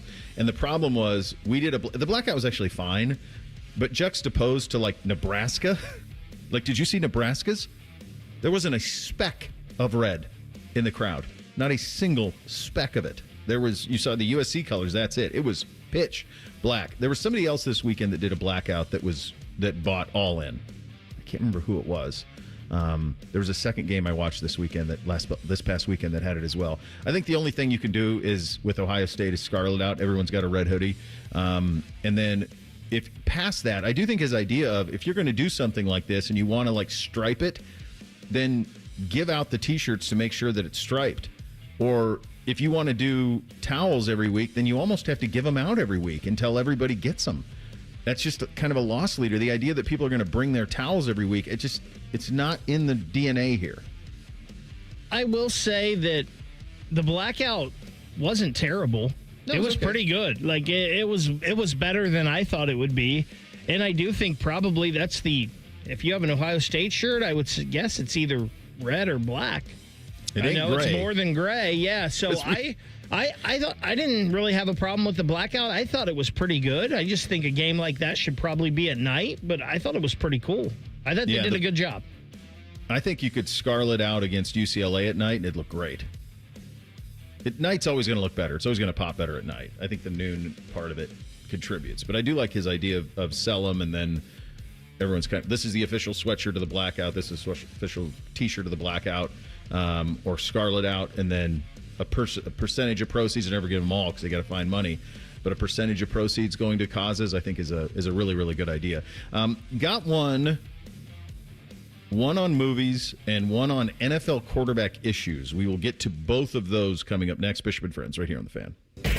Tweet from a listener. Are you carrying the Buckeye game today? Considering we've never not carried one, yes. The answer is yes. The Fan. Hey, what's up? It's T-Bone. You know, life sometimes is about being in the right place at the right time. For example, maybe you're a huge Buckeye fan. You want to go to a Buckeye game. You want to get tickets, but you know they're tough to get. Maybe you also need new windows for your house. Maybe you sit next to them and you feel that cold, drafty air coming in. You say, oh, if only there was a way I could address both of these concerns at the same time. Well, good news. With Window Nation's end-of-year sale this November, you could save big on windows that fix that draftiness issue. You'll save 50% off all window styles, plus you could get 0% interest financing for 5 years. But you're saying, T-Bone, I also said I wanted to go to a Buckeye game. Well, good news. Window Nation is a proud partner of Ohio State Athletics. And right now, when you upgrade your home with Window Nation windows, you could get 2 tickets to an upcoming Ohio State game. See? Right place, right time. WindowNation.com is where you go to get started today. 50% off all window styles plus 0% financing for 5 years this month from Window Nation. Schedule your free estimate today. WindowNation.com. Bet365 is paying out before the final whistle. Check out Bet365's unrivaled early payout offer. When you bet on a team to win and they take a 17-point lead, you get paid no matter the final score. Forget the final whistle and start counting that cash. Hold up. You get early payout on parlays, too. Download the app and see why it's never ordinary at Bet365. Gambling problem? Call 1-800-GAMBLER. 21 plus only. Must be physically located in Ohio. T&Cs apply. Save a good deal more this holiday season with Meyer brand hot deals. Enjoy big savings with Meyer brand ingredients and make your festive Thanksgiving meal even better. Like cans of Meyer cut green beans for 49 cents each, Meyer turkey stuffing mix for 99 cents, cans of Meyer 100% pure pumpkin are just $1.09 each, and Meyer chicken broth is 69 cents. Shopping for holiday meal essentials is a good deal better at Meyer. Exclusions apply. See all deals in the Meyer app. Life's better with American Family Insurance because we know you love working weekends. If it means working on your dream home, both inside and out. And we're here to help protect those dreams so you can enjoy peace of mind. Save up to 40% when you bundle home and auto. American Family Insurance. Get a quote and find an agent at amfam.com. Products not available in every state. Some exclusions apply. American Family Mutual Insurance Company SI and its operating company 6000 American Parkway, Madison, Wisconsin. Ryan Day's Buckeyes are back on the road for a Big Ten battle with Purdue, and Drew Brees has no eligibility left. Live fan coverage starts Saturday morning at 7:30 with the Kick at 1. Your home of the Buckeyes, The Fan. Imagine on an NFL Sunday being able to sit in a comfortable seat and watching 7 NFL games at once. Now imagine your favorite radio station giving away prizes including football tickets. On Sunday, November 7th at 1 p.m., join me, Scotty Vegas, and Dave Biddle from On the Money at the ESPN Bet Sportsbook at Hollywood Casino Columbus for incredible food, giant screens, and lots of betting kiosks. That's Sunday at the best place to watch the games. 1 p.m. ESPN Bet Sportsbook. Must be 21 or older to enter. Gambling problem? Call 1-800-GAMBLER. Hello, it's John Kozik, founder and president of TurboTrack Realty, and I buy houses as is fast for cash. Call me today for an all-cash offer on any of your properties, and we can close within days at 614-470-2000, 614-470-2000. Do you own a property that's outdated and needs thousands of dollars in repairs? Great, I'll buy it. Give us a call today for an all-cash offer at 614-470-2000, 614-470-2000. Would it be convenient for you if you could simply take what you wanted and leave the rest behind? Great, I'll buy it. I buy vacant properties, inherited homes, divorce situations, death in the family, apartment buildings, rental portfolios. I even buy my tenant won't pay me the rent houses. Call TurboTrack Realty today for an all-cash offer and speak with one of our friendly staff members at 614-470-2000, 614-470-2000. Fan weather. From the Logan AC and Heat Services Weather Center. Plenty of sunshine in the forecast today and significantly cooler with less wind. Daytime highs will be in the mid to upper 50s. And then for tonight, not as chilly overnight with partly cloudy skies and our lows in the upper 30s to low 40s. Scattered showers and some storms in our forecast for Friday. It'll be breezy again with daytime highs topping out in the low 60s. For The Fan, I'm meteorologist Meredith Garfalo with the 10 Weather Impact Forecast. Common man, a radio veteran, has a large hemorrhoid. Timmy Hall, a good, clean boy, moonlights as man's hemorrhoid. Common Man and Timmy. Weekdays at 3. The Fan. Sports conversation that's worthy of a toast, or at least a stiff drink. You're listening to Bishop and Friends. Indeed you are, and we are sponsored and brought to you by our great friends at Diamond Cellar, your true jeweler for over 78 years. All right, let's. I had one on social I wanted to get to really quick. So we mentioned we had that email from Nick about the blackout, scarlet out, flags, towels, all of it. Nathan said, "I'm sure that this has been taken care of, but concerning the towels, we got handed some for the Texas game, then tried to bring them back for the OU game, but the usher at the gate wouldn't let us bring them in. He said that nothing was allowed to be carried in." And I'm sure the red coat's just doing his job, but that would be a fail if that was the case, because they were saying, I mean, Ross was saying, bring them back. They wanted it to be something that was there every week. You could pry the towel out of my cold, dead fingers. I'm sure is exactly what they were going for week one. Yeah, They'll that's never probably part with these. The fans won't. No, they won't. Can't leave the towel at home. Yeah. I think the red's the color. If you do that, that's the one you do. I think everything else gets a little dicey, but I think if you they did okay on the blackout. It just looks better at night. All right, back into the mailbag. I get these every week. This one from Cody, horseshoe song idea. Yes. Oh baby, I'm not sure anyone has offered this, but why not Sir Elton John's "I'm Still Standing" as the new stadium anthem for the shoe? Bo's checklist: is it sing-songy? Yes. Do multiple generations know the song? Yes. Thank you, DreamWorks Sing. He's right on that one. I mean, that's in that song all the time. Is there an intro that once it hits, it gets everyone juiced? Yeah. Is there a spot where you can turn down the music and let the fans tell off the opponent? It's no Sweet Caroline for when WVU references Pitt, but it's a good alternative. A few other reasons to include: the 2022 halftime medley collaboration between Tabiddle and the Iowa band got Elton's appreciation. For what it's worth, there's a way better Elton up. A way to butter up Elton or his reps have an issue. After last year's loss in the rival game, the message boards behind the lyrics are perhaps a rallying cry for the program and the fan base. I'm still standing. I mean, it pops. It does check every box. It checks every box. I think one thing we've learned, though, with all of this stuff is it just kind of has to happen organically. That's kind of it. It just has to happen. This one from Adam, another one on the song. The song is Touch of Grey by the Grateful Dead. We will get by. I just don't think enough people know it.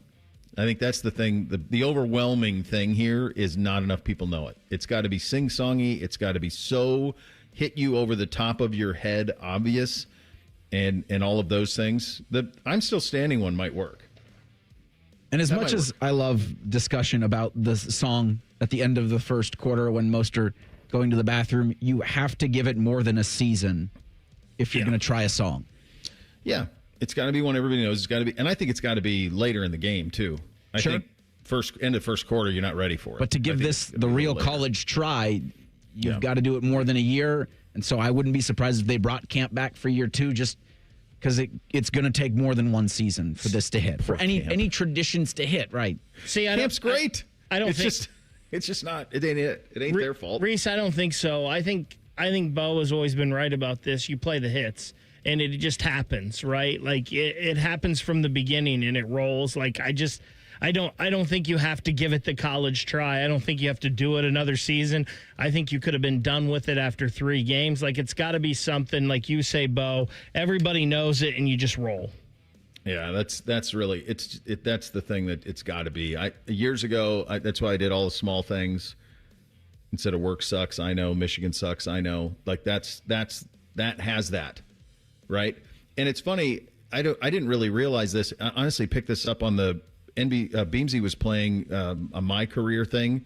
So they start as like 3 stars in the video game, and then they go to like a lower college and build themselves up to go to Ohio State because Ohio State won't take them right away as a 3 and 4 star. So he was doing it last night. He's playing on Missouri, and they do the same song, the Killer song, same one that Michigan does. Mr. Brightside? Yeah, they do Mr. Brightside too. And I didn't know that they did it. I thought Michigan did it, but Missouri does it too. And they go nuts for it. And they say bad words about Kansas in it instead.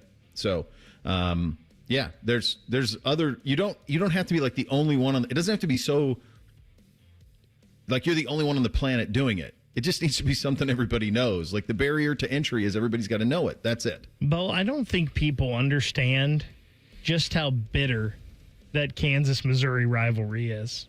Oh my God! I don't think people get the hatred out there. I think it's similar to like Ohio State, Michigan. Honestly, I really do. Yeah, it's pretty close. It's not. I mean, it might be worse in that respect. It's basketball too. It's not nearly as big, obviously, as Ohio State, Michigan, but it's pretty brutal.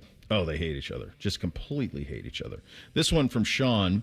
After some pleasantries about us. He's a Browns fan. To summarize, why is drafting and developing a quarterback so hard in the NFL? I mean, there's so many layers to it, Sean. There are so many layers. And this is now my 8th season doing NFL stuff. This will be my 9th year at the NFL Combine consecutively. The incredible gap of opinion every single year on the quarterbacks is stupefying. The Caleb Williams, Drake May, Jaden Daniels, it was all Caleb Williams. It was like nobody even, he was on his own plateau, and then everybody else was underneath. And if anything, I remember Herb Street talking about Jaden Daniels. There wasn't anybody who said to Drake May, take Drake May over Caleb Williams or Jaden Daniels. Not a single soul over there. I was there. We asked the questions. There wasn't anybody. So why is it so hard?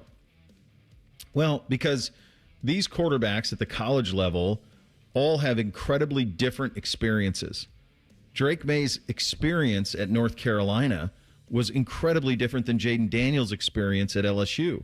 C.J. Stroud's experience here was incredibly different than the experience fill-in-the-blank quarterback had somewhere else. You're throwing to certain players. There are offenses that are built to typically, you're being recruited to an offense that fits you. In the NFL, you have to fit to that offense in many instances. And you just don't know how you're going to respond to that. I think one of the hardest things that I've had to do doing this is try to identify Buckeye quarterbacks as pro potential. I really thought Justin Fields I really thought he had it in him to be like Lamar Jackson. I truly did. I thought he had that type of dual threat game. I thought he was a better passer of the football at Ohio State than Lamar was at Louisville. I really thought that was in the cards. And for about a billion reasons, it didn't turn out that way. And some of that's maybe on him, and some of that's on me for misevaluating, and some of it's on certainly the Bears for what they did with him early on in his career. But that shaded the way that I viewed CJ. I wasn't as chesty about CJ because I was so wrong on Justin. So I think it's just, I really do mean this. I think drafting a quarterback is the hardest thing to do in sport. Drafting and developing a quarterback. It's the hardest. And if you're looking for proof of this, Darnold, Mayfield, Jones. Maybe Mac Jones after this year. All of these guys were first-round picks who were bailed on. And the biggest problem, in my opinion, is you've got to start him now. Like the pressure that's put on these guys so early to get into an actual NFL game when so many are clear. I mean, it almost turned into a meme with like the Kansas City method with Alex Smith and Patrick Mahomes, but there's a reason that worked. I mean, Patrick Mahomes is a unicorn, but you gave him requisite time to get acclimated to this. So often you see, I mean, guys, here you go. 4 games into the season, there's the rookie who's just not ready. And I think maybe that's the issue, right? I don't think the problem is drafting and developing. I think the problem is the impatience in letting them learn the position, because as we've talked about, quarterback of any position is as developmental as any position in sports. You've still got to play the position to know it and learn it. And all the guys you've talked about, Bo, they had teams give up on them. Because the pressure was, we've got to win. This guy can't do it. We've got to go find someone else. And Reese, your point, and I think guys make it or they don't regardless. The really good ones, the upper echelon guys, I think no matter what their situation is, they're going to make it. But you look at the Green Bay Packers, they drafted Aaron Rodgers. 3 years later, they move on from Brett Favre. They hand the keys to him. They drafted Jordan Love. 3 years later, they hand the keys to him. They move on. Now, you've got to be a really good organization to be able to do that and have everything else in place where you can spend a pick at the end of the first round on a guy that falls into your lap, and you can have him sit there for a few years. But they don't have to play right away. No, and they developed. I mean, they develop them. They draft them. They identify them, first of all. They identify them. Then they draft them. Then they develop them. Then they play them.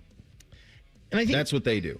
Like, that's the thing that is, you're right. You have to have a great organization to be able to pull that off. And you say, like, can any player elevate over a bad situation? I don't know if that's true. I really don't. Like, if Josh Allen would have gone to the Browns in that circumstance where Hugh Jackson was the head coach, fired halfway through, to a Freddie Kitchens, to a Kevin like 3 different tenures in your first 2.5 years, do you survive? I don't know if you survive that. I think he would have. It may not have been in Cleveland. Look at the Jets. They drafted Sam Darnold. He's thriving now. They drafted Zach Wilson. He's behind Quinn Ewers. Yeah. It's just a really hard thing to do. It's a very difficult thing to do. Paul Finebaum in 2 minutes. Bishop and Friends right here on The Fan. There was never a doubt. The defending champion with a successful title defense at the Memorial Tournament presented by Workday. Commemorate the magic of the season and the 50th anniversary of the Memorial Tournament presented by Workday. Tickets are now on sale for the 2026 tournament. When you purchase by November 14th, you will receive a special edition ornament and enjoy best pricing. Visit memorialtickets.com for more details. If you're 55 or older and into that whole saving money thing, T-Mobile has an exclusive phone and internet bundle just for you. Right now, get 2 unlimited phone lines plus 5G home internet for just $30 each per month with autopay, plus taxes and fees. And with 5G home internet, setup is easy with just 1 cord and no technician needed, which is great if you're also into that whole keeping it simple thing. Switch now and experience the best mobile network in the U.S. Visit your local store to start saving. T-Mobile, it's better over here. Based on analysis by Ookla of Speed Test Intelligence data Q4 2024 to Q1 2025. Ookla trademarks used under license. Unlimited on our network. Customers on voice plan may notice speeds lower than other customers and further reduction if using more than 50 gigs a month due to data prioritization. Video streams and SD on this plan. Home internet pricing after $20 in monthly bill credit plus $5 per line without autopay. Debit or bank account required. See 5G device coverage and access details at T-Mobile.com. Twin Peaks is the best in the game. Here, your favorite drafts are poured at a frosty 29 degrees, and rare barrel-aged whiskeys are served just the way you want them. It's bigger game days and bolder fight nights. I mean, where else can you find a scratch kitchen that always comes in clutch every day from lunch to late night? Only at Twin Peaks, the #1 sports bar. Hit a home run for happy hour and ask your Twin Peaks girl about local specials on drafts, cocktails, shots, and more. Bishop and Friends is sponsored by Diamond Seller, your true jeweler for over 75 years. The Fan, Ohio sports destination. Bishop and Friends present college football's most polarizing figure. Hey, Paul, how you doing? Come on back to our show, Tim. The audience hates you. This is ESPN's Paul Finebaum, sponsored by the Roofing Guys. For all your roofing, siding, and gutter needs, contact the Roofing Guys at theroofingguys.com. And he joins on the Bryant Heating Cooling Systems fan guest hotline. I'll tell you what, buddy, on my bingo card for Tuesday night's unveil, I did not have Greg McElroy defending the virtues of the Buckeyes against Joey Galloway. But that's what happened, man. And that's what happens when you randomly decide to rank teams 1 through 25 a month before it's necessary. You're right. And I think when you sit there, and I've done that, Bo, you really just – I don't know if logic comes into it, but because I was on Get Up yesterday morning, and I just tell you this because you understand these shows, and Greenberg goes, Paul, what is your biggest gripe? And I'm like going, no, I don't have a gripe. But you can't, and you don't want to say because this is all nonsensical. But you want to keep the brand going. So you go, oh yeah, Texas A&M should have been ranked ahead of Indiana. Like it really matters. But it doesn't. We play along with it, and here we are. Yeah, these things are all going to play themselves out over the next month, and so it is what it is. One thing I try to do is, are there things I can pick up on? New committee. Right? New group of folks in there. Are there things that it appears they value versus what others value? Was there anything that jumped out to you on that front? No, because I don't want to be hypercritical here, but whatever these guys and women say today will be different next week because they say they don't pay attention, Bo. They do. They read all this stuff, they watch all this stuff, and they will react in real time. And I think the real action comes in a couple of weeks when we're down to, okay, is it going to be this school over the 9-3 SEC school? And that to me is where the action is. I mean, there are nuances, but I always say this, and I sound like the angry guy on the lawn. But when Mac Rhodes, he's the committee chairman this year. When he comes out, he is not speaking for himself. He has been given talking points by the CFA, the CFP executive team, and they always make it clear it's a group, and that's a problem. It's a group. And group think like groups do, and that's why they call it groupthink. Mm-hmm. Yeah, I'm a dinosaur in this. I actually thought the BCS was pretty good. I'm not sure where you stood on it, but I think kind of the mix of subjective and computers and all of it probably was the best. But this is an imperfect sport, and it's probably why we love it. Probably why we've thrived in it all these years is because it's so subjective, and it's my team's better than yours, and so forth and so on. This is a incredible gauntlet this month of November for so many of these SEC teams. And I think about Texas and Oklahoma and all of these teams on their schedule here over the course of the next month. When you kind of look at the SEC with a month to play, who do you think survives this? Well, I mean, after you eliminate Alabama and A&M to this mix, because I think, and maybe Ole Miss, because they're pretty well protected, then it really comes down to Oklahoma and Texas as the schools who are the most vulnerable. And what I mean by that is Oklahoma plays at Alabama next week. Texas plays at Georgia. If they both lose, we probably say goodbye to them. And so there's Texas is the only argument, and you know why they are, because of the Ohio State game. And that's probably one of the things that did irritate me a little bit the other night, that you start valuing beating Iowa over losing to Ohio State. And I don't know there's not another school in the country that could have beaten Ohio State on the first weekend or the second, third, or any way through. They're just the best team right now. So I'm a little concerned I think Texas will have the only argument. The reason why Texas is important is that if Texas loses to Georgia, that's loss number 3. They get A&M on the final week of the year, and if A&M is undefeated, that would be as good maybe not the best win, but it's pretty close to the best win. So that gives them some oxygen. Oklahoma wouldn't have that because beating Tennessee was great, but losing to Ole Miss wasn't. They'll have Missouri later on, and by the time you get Missouri later in the season, they're going to be pretty worthless. Yeah, pretty strong message sent to the ACC, too. That feels like a one-bid league. I don't see a scenario where a second gets in. Conversely, it feels like the Big 12 might have a shot at 2, especially when you think of where they put Utah there at number 13.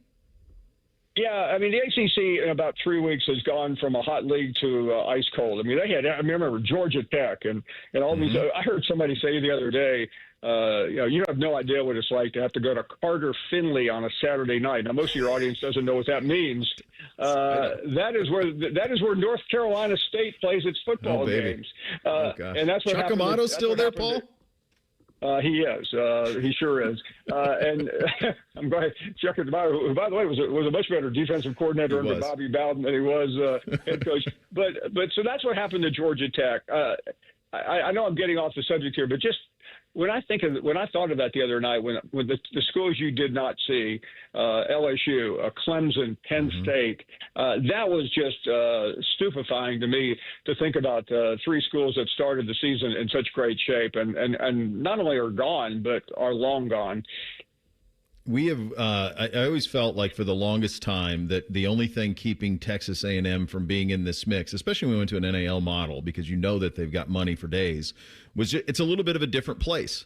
It just is. The camp, it's a little different. The student body, the yell leaders, all that stuff is a little bit different. When they hired Elko, that didn't even create a blip for me, Paul. It didn't. But he's done something that others have failed to do there. What is it, and how sustainable is that A&M operation as it stands right now? It is different. Elko is one of the smartest coaches I've ever dealt with, and I'm not just saying that because he went to Penn. Okay, he's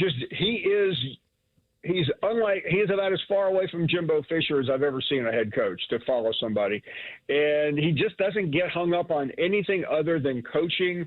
He's a defensive wizard. and he's very close to an amazing season. He still has to deal with a little bit of trickery this weekend at Missouri, which can be difficult, but probably won't be. And I mentioned the Texas game, but they went from the hottest coach to just. It's almost like they fed it to Chat GPT and said, "Get us a great coach. We don't care what he looks like and what he sounds like." No, and he's absolutely crushing it. Yeah, you mentioned it. They're at Missouri this week, then South Carolina, Samford, at Texas to finish out the year. You mentioned Jimbo Fisher. Are people down there talking themselves into it? And the reason I ask is every time he got a pay raise at Florida State, it was because LSU was snooping around. LSU's open. Yeah. He's got ties to Auburn. He says he wants to coach. He's gotten a ton of money, so and he loves money, so he'd take it if they want to get. All of us love money. Who could blame him? Do you think that someone's going to talk themselves into him? I do, but I don't think it would be LSU or Auburn. I think he's more likely to land at a slightly off-brand place. I think he's really burned some bridges. At one time he would have been a great Auburn coach. He was he was a quarterback coach there for 6 or 7 years. He worked at LSU under Saban. But both of those places are looking in different places. But I think Jimbo can get a job, just like James Franklin can probably get a job. It might be at Virginia Tech or Arkansas or someplace weird. But they're just – I mean, I was on a show in Arkansas the other day. So, hey, what do you think about John Gruden? I'm like going, not much. But that's kind of where it is. I mean, but there are just not enough good coaches to go around right now. There are not.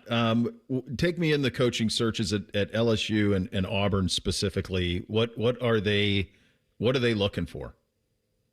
The hot name at Auburn is John Summerall, who is at Tulane right now. You probably don't know a lot about him, but this is how you hire a coach at Auburn. His wife went there. How about that? And he grew up in Huntsville and played football at Kentucky. He also coached at Troy, which is down the road from Auburn. So the people at Troy, which has a good football program, tell me he's a defensive wizard. He's like an 80s coach, which is very appealing to a school like Auburn. LSU, I think, wants Lane Kiffin. I think the governor buffooned himself out of that one last week. I think if Kiffin goes anywhere, it will be Florida. Going to be fascinating here over the next couple of weeks and the next month. Always a pleasure, my friend. Thanks for your time. You bet. Always great. All right, there he goes. The great Paul Finebaum joining us on the Bryan Heating Cooling Systems Fan Guest Hotline. We'll do a little thing or not a thing up next. Bishop and Friends right here on The Fan. Big voice guy here to remind you that you're listening to The Fan, Ohio sports destination. Okay, thanks. I have 3 more seconds. Bye-bye. Progressive Insurance. Not only does Progressive let you bundle your insurance, they also give you round-the-clock protection. Get a quote today at Progressive.com. For 48 straight years, Ford F-Series have been the best-selling trucks in America. We got here by engineering breakthrough technology, redefining built Ford tough, and never settling for second best. But what's really made Ford F-Series the #1 selling trucks in America is you. Ford F-Series, built Ford tough. Based on 1977 to 2024 calendar year total sales. Getting the cold shoulder? Call Care Heating and Cooling and we'll fix your furnace fast. Call 1-800-COOLING. When you're building a nursery school, elementary school, charter school, high school, vocational school, or jiu-jitsu school, lean on green. Sunbelt Rentals. With the largest rental fleet and most rental locations in Columbus, you can count on us to get you the right equipment at the right price right now. No matter what you got going in or going up. All powered by people. For equipment know-how, support, transport, and training. No wonder the Columbus builders who are building Columbus lean on green. Sunbelt Rentals. Learn more at sunbeltrentals.com. Want to have an impact on your community? Join the Franklin County Sheriff's Office. It's one of the highest paying law enforcement agencies in Ohio. Make change happen in the community. In the lives of others. And in your own life. Apply at sheriff.franklincountyohio.gov. Imagine on an NFL Sunday being able to sit in a comfortable seat and watching 7 NFL games at once. Now imagine your favorite radio station giving away prizes including football tickets. On Sunday, November 7th at 1 p.m., join me, Scotty Vegas, and Dave Biddle from On the Money at the ESPN Bet Sportsbook Sportsbook at Hollywood Casino Columbus for incredible food, giant screens, and lots of betting kiosks. That's Sunday at the best place to watch the games. 1 p.m. ESPN Bet Sportsbook. Must be 21 or older to enter. Gambling problem? Call 1-800-GAMBLER. Ryan Day has a radio show, and we air it. What are the odds? Join us Thursday at noon for the cleverly named Ryan Day Show. Presented by Roosters, a fun casual joint. Every game, every season. Your home for Buckeye football, The Fan. Hi, it's Anthony Schlegel. When it was time to replace my roof, friends highly recommended Newman Roofing. From the initial sales process, I was incredibly impressed by their commitment to outstanding customer service. Their 33 years of industry experience truly shine through, and it's clear why they have such an excellent reputation. I had the pleasure of meeting with the Newman family to discuss my roofing project. They presented me with several options and attentively addressed all my concerns and demonstrated a genuine care for their customers and the overall experience they provide. With family members in key roles within the company, they ensure that every customer feels confident in their decision to choose Newman Roofing. I highly recommend giving Newman Roofing a call today at 614-NEW-ROOF or visiting newmanroofing.com. Call the company you can trust, Newman Roofing, at 614-NEW-ROOF or visit us online at newmanroofing.com. Don't just get a new roof, get a Newman roof. People can't say enough amazing things about Vanscoy Hair Clinics. Men and women struggle with hair loss every day, and they completely change their lives. Vanscoy Hair Clinics is the only company in Ohio that has PRP, platelet-rich plasma, and a multi-unit hair grafting hair transplant procedure. Go to vanscoyhair.com for more info, or call 614-432-8042. Here's what some of their hair transplant clients have said. Around 26, 27, I lost almost all of my hair on top. It changed my life in ways that I could not imagine. My hair is going to continue growing for the rest of my life. There is hope that you can do something about your hair loss. Multi-unit hair grafting gives you 3 times more hair per procedure, saving you time and money. Hair transplants are more affordable than ever, and PRP is a fast, easy, and effective 45-minute treatment for thinning or damaged hair. Call Vanscoy for a free consultation, 614-432-8042, or visit vanscoyhair.com. That's 614-432-8042. Find out what procedure will restore your hair. It's almost Football Friday. All play and no work. Sponsored by Tansky Sawmill Toyota. Your home for football, The Fan.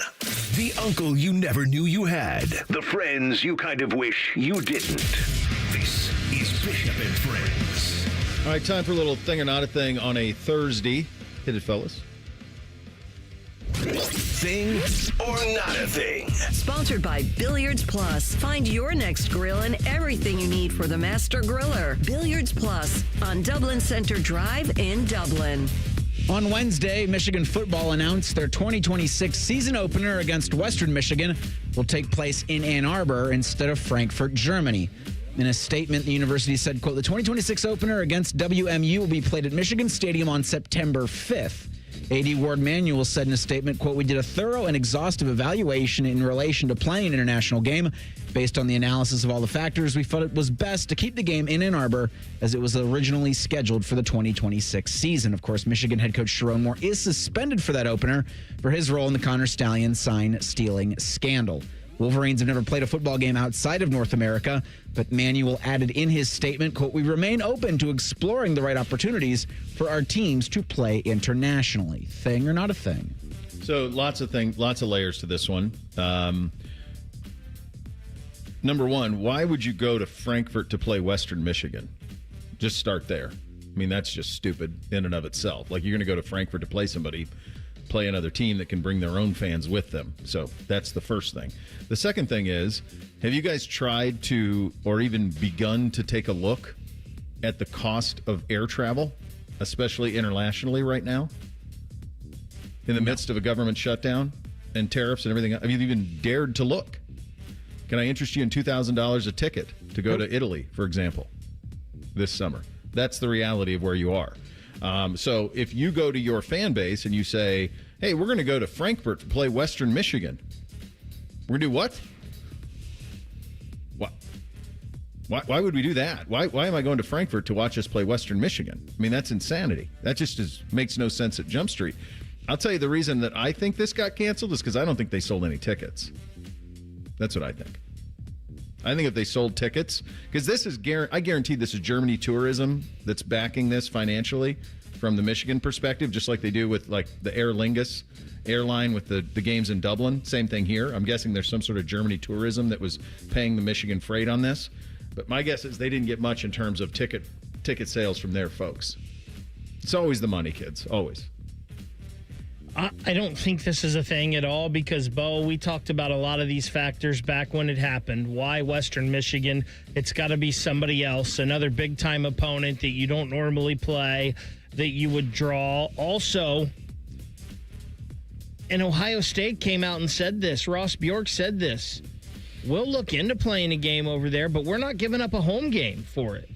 No. We still need our 7-8 home games, and then maybe we'll look at playing a game overseas. So this is kind of a predictable thing. You can give up the home game if you get the money back on the ticket sales overseas. Then you can give up the home game. But you got to make up. I mean, they got 110,000 people in that stadium. You got to make up that type of revenue in order to afford to do it. I don't think people realize how closely all these athletic departments are running to the red. I don't think they have any idea. I think they just think they have money forever. They don't. And they can't do that now with the way they're going to have to play player, so no. They definitely have to look at things. They can't overspend on some things like they used to and keep all of the sports programs they want to keep. Yeah. So the game was initially slated to be played at Deutsche Bank Park in Frankfurt. That's the home of Eintracht Frankfurt, which is a team in Bundesliga. So it to you on all that pronunciation. Does feel like they were a part of this. Like, here's a bunch of money. Come play at our stadium. Will also involve the airlines, to your point. John U. Bacon has a great point on this that strikes him as the right decision. Ticking off loyal season ticket holders and city business leaders to play a game in Germany never seemed wise. They were smart to give it more thought and talk with more people.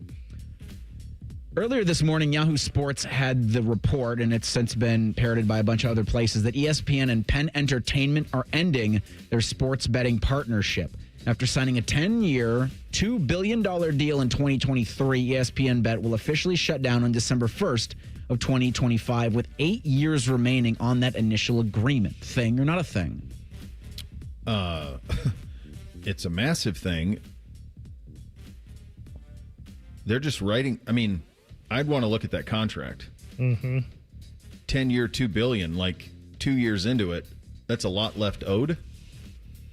What does that look like? And didn't Penn Entertainment, didn't they do Barstool first?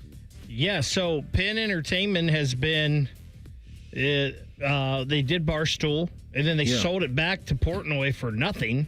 $1, pretty much. Yeah, like I think it was $1. And I just think of this from the Hollywood Casino perspective, and I just happen to be wearing my ESPN Bet shirt today. It's been the sports book at Hollywood Casino. It's been the Barstool Sportsbook. Then it's been the ESPN Sportsbook. Now it sounds like Penn is going to team up with ScoreBet or something like that. So I'm guessing it's going to be something like the ScoreBet Sportsbook at Hollywood Casino coming up. ESPN has already announced they're going to have a partnership with DraftKings. So I'm guessing if the ESPN Bet app sticks around, it's going to be paired with DraftKings somehow, something like that. It's just interesting. This was a 10-year deal that was signed in 2023, and it's already blown up. I'm just trying to see, like, what is, like, Penn. So they have Penn Entertainment has Ameristar, Boomtown, Hollywood Casino, and they have La Berge. Bruges? That's a hotel, isn't it? Penn Raceway. They got a lot of cash to pay for all this stuff because they paid Portnoy a boatload, and I think they did the same with, well, we know they did the same with ESPN Bet, so that's wild. Big story, yeah. The Arizona Cardinals put Kyler Murray on injured reserve yesterday with a sprained foot that's sidelined him since Week 5. We're going into Week 10. Arizona made the move a day after Jonathan Gannon announced Jacoby Brissett will continue to play as Arizona's starting QB. Brissett started the last 3 games for the Cardinals. They beat the Cowboys Monday night 27-17. Gannon also says he hopes Murray can return this season. Quote, "We've got a lot of ball to play. Like I said, one day at a time. Where he sits right now is he's got to pour into his health bucket and get ready and get healthy," end quote. The 32-year-old Brissett's now slated to start for the next 4 games at the very least, starting with Sunday's game against Seattle. The Cardinals have the 28-year-old Murray under contract for the next 2 seasons with an out in 2028. Thing or not a thing? I think Kyler Murray will be traded this offseason. I mean, sprained foot, 7 games for a sprained foot. Yeah. I mean, their offense looks better with Brissett. I do think Murray would be worth kicking the tires on. I mean, he's produced when he's healthy. I mean, he's not a stiff. It takes the right spot. You have to build something around him, but he's proven that he can play at an elite level in this league. So he's got to stay healthy. And the one thing with him, you just don't know what his give a damn is. Remember, didn't he have like the Call of Duty clause in his contract or something? So you just don't know what the give a damn is on him. But if you're a quarterback needy team, he might be worth kicking the tires on. It's a really easy way to just bench him. Mm-hmm. Say, hey, man, you're really not healthy. Let's go ahead and put you on IR. And the funny thing is, I think they do this to try to avoid questions, but it'll probably just give them more questions. I wouldn't trade for him, Bo. I think there's a lot of flash, no substance there, quite frankly. I don't know how many things Kyler Murray does helps you win football games in the NFL, and he's very slight. I'd be worried about him getting hurt all the time, especially the way he plays. I mean, he might have the best 0 to 60 of anyone in football because he looks shot out of a cannon when he takes off. But every time he does take off, I'm worried he's going to get hammered. I know he has the baseball background, so he does know how to slide at least. But, man, if I was a team, I'm staying away from him. In the years that he was healthy, his second year in the league, he was healthy, led them to an 8-8 record, 67% of his passes, 39-71, 26 touchdowns, 12 picks. Year 3, started 14 games. They went 9-5. He completed 70% of his passes. He was a Pro Bowl in both of these years, 24 touchdowns, 10 picks, ran for a bunch of yards too. He's Pro Bowler twice. And even last year, they went 8-9 with him, 69%, 38-51, 21 and 11. On that, and then you add in the rushing stats to it, and I mean, he's a weapon for sure, but last year he ran for 600 yards and 5 touchdowns. His second year he ran for 800 yards and 11 touchdowns. Massive. So I don't know. I don't view him quite as critically as you do. I understand your point in terms of building around him. I think you'd have to really be committed to him. And if you were, I'll just say this: Darnold, Jones, Mayfield. Now, he's gotten a longer runway than those guys, and he's got health issues where some of them maybe didn't. Gives me pause on all of it, like how we handle quarterbacks. Those 3 guys give me pause. We'll attempt, speaking of the NFL, we'll attempt to beat the house coming up next. Bishop and Friends right here on The Fan.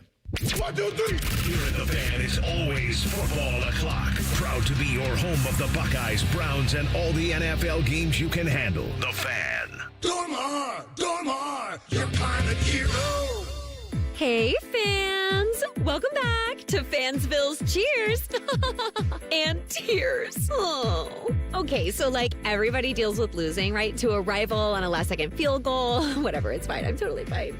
But I cope with losing with an ice-cold Dr. Pepper. Those 23 flavors are so delicious.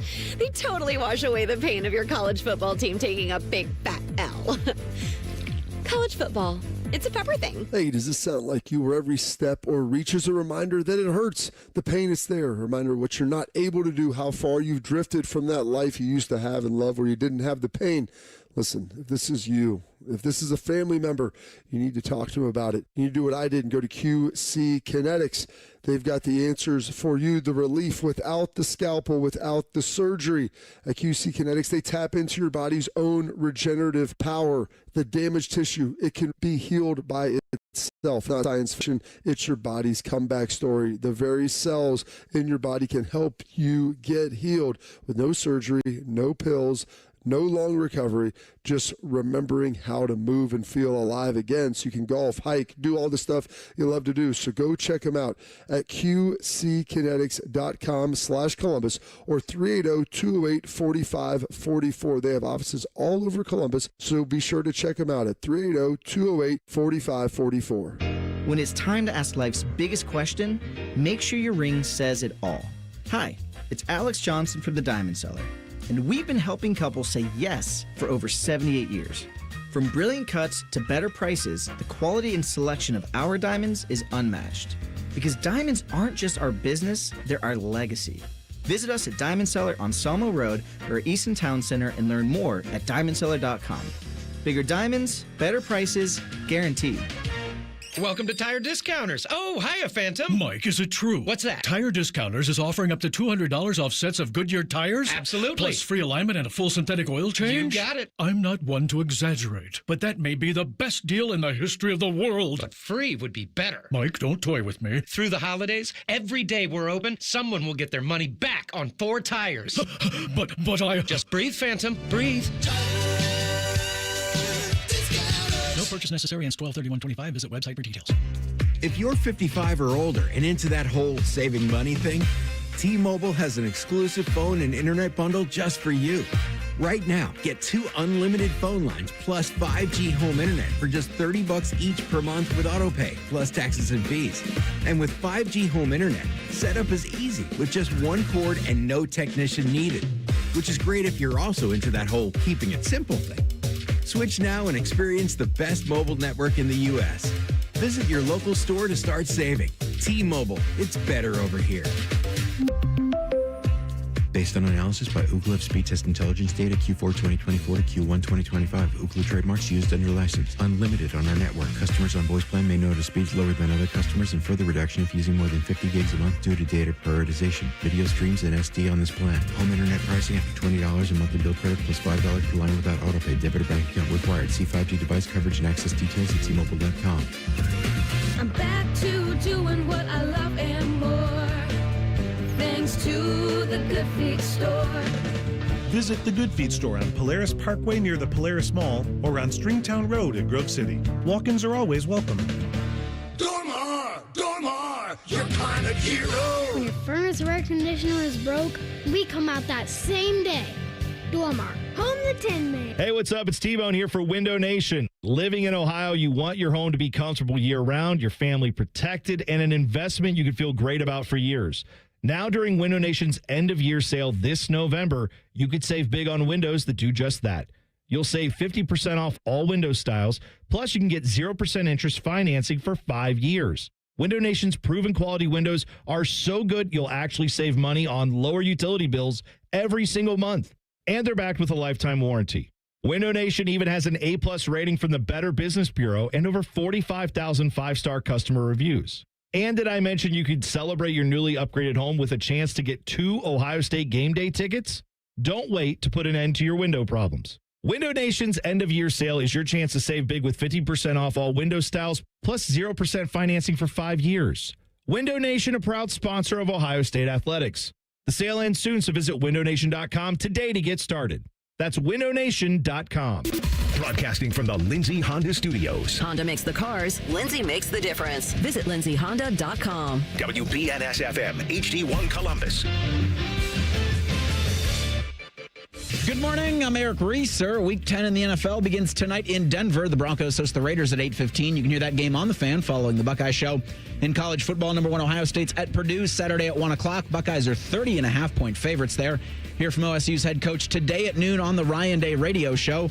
The basketball Buckeyes look to go 2-0 as Ohio State hosts Purdue Fort Wayne tomorrow night at 6:30. In the NBA last night, the Cavs beat the Sixers 132-121 in Cleveland. Donovan Mitchell led with 46 points. Darius Garland had 8 in his season debut for the Cavs. Cleveland's going to play in Washington versus the Wizards on Friday. In the NHL, the Blue Jackets lost their second straight. The Flames scorched the Jackets 5-1 last night in Calgary. CBJ are in Vancouver Saturday against the Canucks at 10 p.m.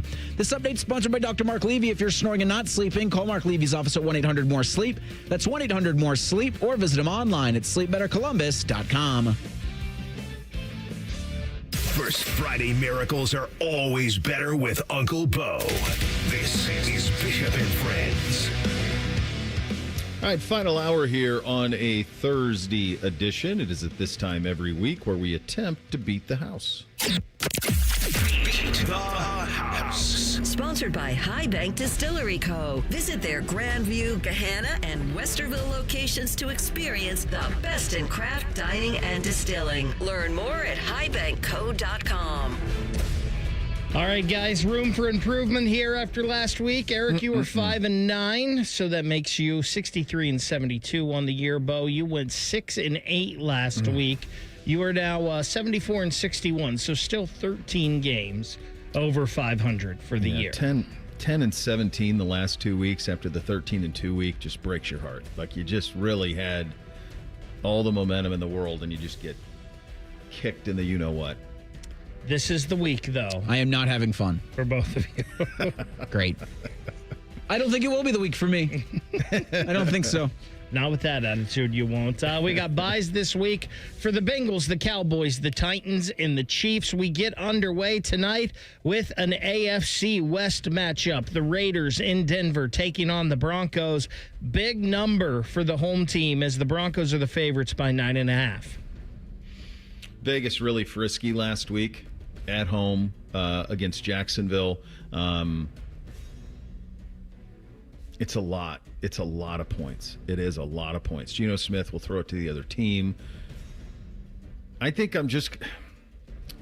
Denver wins. Denver wins the game, but give me the Raiders to somehow, some way, backdoor Geno Smith, Brock Bowers, cover City somehow, some way. I'll take Vegas in the points. Give me Denver here. I think 10 will do it. I don't know how much of this I'm going to watch, but... We were just talking about a game getting canceled in Germany. There is one in Germany, 9:30 a.m. Sunday morning, Olympic Stadium in Berlin. The Atlanta Falcons taking on the Indianapolis Colts. The Colts are the favorite by 6.5. The extra charged Indianapolis Colts, although I'm not sure is Sauce Gardner making the trip over there to play in that game. I do like the Colts by a touch. I do like the Colts by a touchdown, though. Yeah, I think the Colts lost last week in Pittsburgh, but they had 6 turnovers. Just take care of the ball, handle business. I think they will. Atlanta's a strange team, too, guys. Really strange. Like, their wins, their losses. They're schizophrenic. They really are. They should be much better than based on their talent. But I'm with you. I like the Colts cover City over in Germany. 1 o'clock. Unfortunately for my Sunday, the Browns are back in action this week, but they're favored on the road against the New York Jets. The Browns laying 2.5. Look, big picture, I don't know if it's the right thing to do because these are the teams you're going to be vying with about where you're going to pick. But the Jets were just decimated defensively. Cleveland's got health offensively coming off the bye. Tommy Reese calling plays. I think you're going to get a heavy, heavy dose of Quinshon Judkins, and I think the Browns do take care of business at New York this weekend. I'll throw the 2.5. Yeah, give me the Browns here. Oh, baby, both of you on the Browns train. The New York Giants head to Chicago to face the Bears, the monsters of the Midway, 4.5-point favorites. Give me the Bears. I just don't know what the Giants can lean on now. No Neighbors, no Scadaboo. Like, Jackson Dart's playing his rear end off, but he takes massive hits every single week. I'm with you. I like the Bears. The Baltimore Ravens, can they continue here? They're 4.5-point favorites on the road at the Minnesota Vikings. I think it's possible that the Baltimore Ravens win out and go 11 and go like 12-5, 11-6 at worst. Look at the size of this, 4.5. I don't even bat an eye at this. Ravens by $1 billion. Yeah, I like the Ravens to win here, but I think Minnesota with J.J. McCarthy coming out and saying he's got an alter ego, that's worth something, right? Well, I'm going to say it is. Give me the Vikings plus the 4.5. The Buffalo Bills down in Miami to take on the Dolphins. The Dolphins are the home dog. Big number here, 9.5. Yeah, what would it be? Well, I guess I'll say I'm taking the Bills 9.5, and I'm trying to think maybe 14.5 would turn me off, or 13.5 would turn me off to Buffalo. Maybe. Yeah, it's just the number. They're obviously going to win the game. It's just, you know, how frisky are the Dolphins down there? Here's the one thing that gives me pause on this. The Dolphins, the incredible, all the public money's on Buffalo. All of it. Like well over 80% of the public money's on Buffalo. That gives me a little bit of pause. Not enough, though. I think the Bills win this one 31-17, something like that. I'll throw the points here. So, Reese, just to make sure, you are on the Bills here, correct? Correct. The New England Patriots down in Tampa taking on Baker and the Bucks. The Bucks are the team that is favored in this one, 2.5 points. This is the Nance Romo game, by the way. This is you or me, Bo? It's you. Oh, Jim. Give me Tampa Bay here by a field goal. Tampa Bay's been kind of an odd team. They had all of those big dramatic wins early, and then were beaten pretty soundly by the Lions. I'm with you. I do think this is a get healthy game. It seems like Bucky Urban's going to try and play in this game, so I think Tampa kind of gets right. Tampa. I'll take the Bucks. The New Orleans Saints are in Carolina to face the Panthers, the hot Panthers. It's gross. 5.5 points. The Panthers are favored. Yeah, and they're going to win by that. They now hand the ball to Rico Dowdle a lot, and they're going to handle their business. And if you're asking, is this partially a reverse jinx? God, I hope so. But I think the Panthers won't lose a game the rest of the year, and I think I'm going to be paying a 13-year-old $1,000. So I'm going to go Carolina by $1.5 billion. Is there some way? I also have Carolina in this because New Orleans stinks. That you could give him a contract with just like 30 pages, and the fine print says paid in installments of $1 a day for the rest of your life. For the rest, yeah. I'll give you the $1,000, but it's $1 each day until it's paid out. He's so greedy that I was thinking about some other crazy double down where, like, if this happens. So right now you're going to get your $1,000 if Carolina makes the playoffs. If they don't make the playoffs, though. I have to come up with another bet that if you win that, like, I'll give you $20,000, like some crazy number that's just an impossible one. I'm contemplating trying to find some way to trick him is the long and short of it. Jerry Jones gets a lot of criticism. Maybe letting Rico Dowdle walk is the worst thing he's done here. Why would they do in the past few years? The Jacksonville Jaguars, they are favored on the road against the C.J. Stroudless Houston Texans by 1.5 points. And Davis Mills, the starting quarterback for Houston. Give me Jacksonville. Yeah, this is an interesting one. Jacksonville is a weird team, guys. They're a very strange team. Like, it was nuts that it came to what it came to down in Las Vegas last week. But Davis Mills bothers me a little bit, so I'm with you. I got Jacksonville winning this one. This one at 4:05, Jacoby Brissett and the Arizona Cardinals heading to Seattle to take on the Seahawks, a big NFC West matchup. 6.5 points the Seahawks are favored by. A lot of public money on the Seattle side of this thing, and you can understand why. Last time you saw them, they looked lights out. Divisional game, though. I think I'm going to take the Cardinals with Jacoby Brissett to cover. Seahawks win, but it's a little friskier game than most people think. I'm going to go Seattle. I'm going to go Arizona covers. Yeah, Cardinals keep this close. Seattle wins, but give me Arizona plus the 6.5 as well. All of Seattle or Arizona's games been a one-score game this year for the most part. 4:25, Bo Bishop's Los Angeles Rams, 4.5 point favorites on the road at the San Francisco 49ers. I'll take them. Yeah, give me the Rams to win, but the Niners cover that. Yeah, I'm with you on that. I think it's a really tight game because all these games are. So I like the Niners and the points. Ooh, tricky Bo Bishop there. Same time, the Detroit Lions in Washington taking on the Commanders. Big number here, 8.5 points. Lions favored. Is this Marcus Mariota? Yeah. So, for full disclosure, it's Mariota for a while, probably the rest of the year. Season. Like, they're saying Jaden Daniels, and I heard Schefter yesterday, Rothman and Ice, and it's like, yeah, it's cooked. This is the biggest public bet of the week so far. 83% of the public money is on the Detroit Lions to cover the 8.5. 83%. Is that justified? Is that crazy?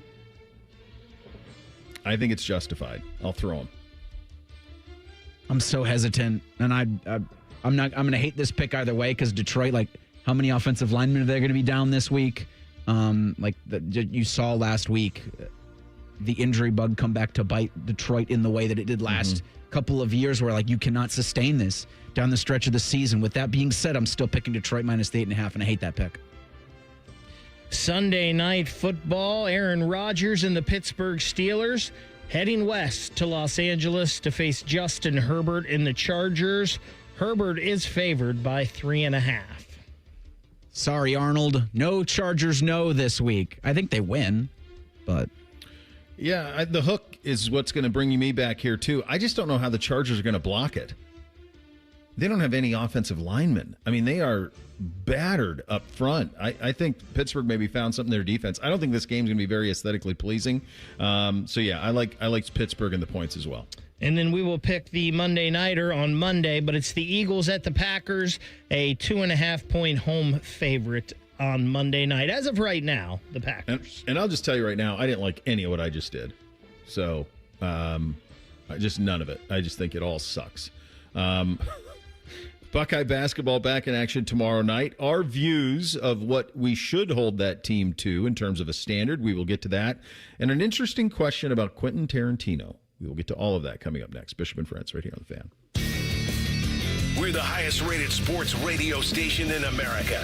There's no joke there. We just are. The Fan, Ohio's sports destination. I'm Leslie from Pella Columbus. And I'm Wilson from that other window place. One of the biggest reasons people get new windows, Wilson, is that old windows make for an uncomfortable house with crazy high roller coaster energy bills. Leslie, people love being uncomfortable on roller coasters. The ups, the downs, the gurgling in your stomach because you had 5 corn dogs before getting on.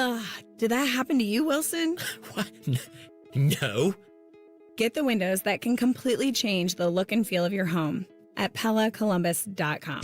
At Great Lakes Hyundai, the savings are so good. You know the savings are so good. You know the savings are so good. Great cars, great deals, Great Lakes Hyundai. The savings are so good. You know the savings are so good. You know the savings are so good.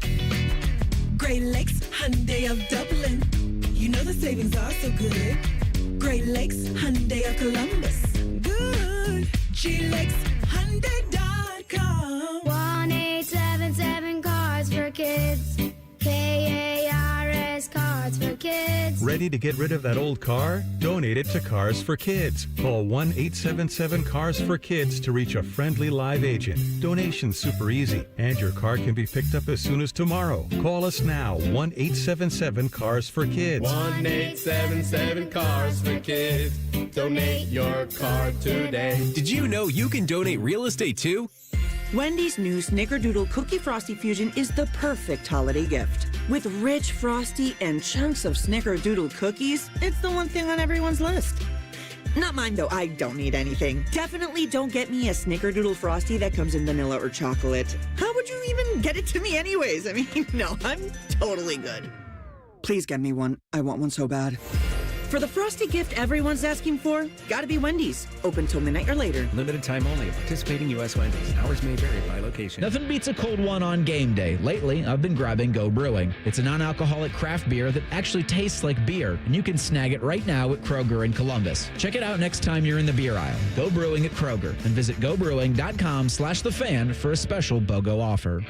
Make your holiday shopping easier with BMI Federal Credit Union. Get a holiday loan and choose from $1,000, $3,000, or $5,000 with low fixed rates and no application fees. Visit bmifcu.org/holiday loan for details. Thanksgiving is a time to come together, eat together, and share together. And Meijer is making it easier than ever to share more good. During the week of Thanksgiving, November 23rd through the 29th, when you buy Meijer brand Fredericks by Meijer, Purple Cow, or True Goodness Foods, our Simply Give program will provide a meal to help feed up to 4 million neighbors in need. It's the simple way to put the giving and Thanksgiving together. Exclusions apply. See Meijer.com for details. One meal equals 25 cents based on an average meal cost from select Meijer food pantry partners. Learn more at Meijer.com/aboutmeijer/community.html.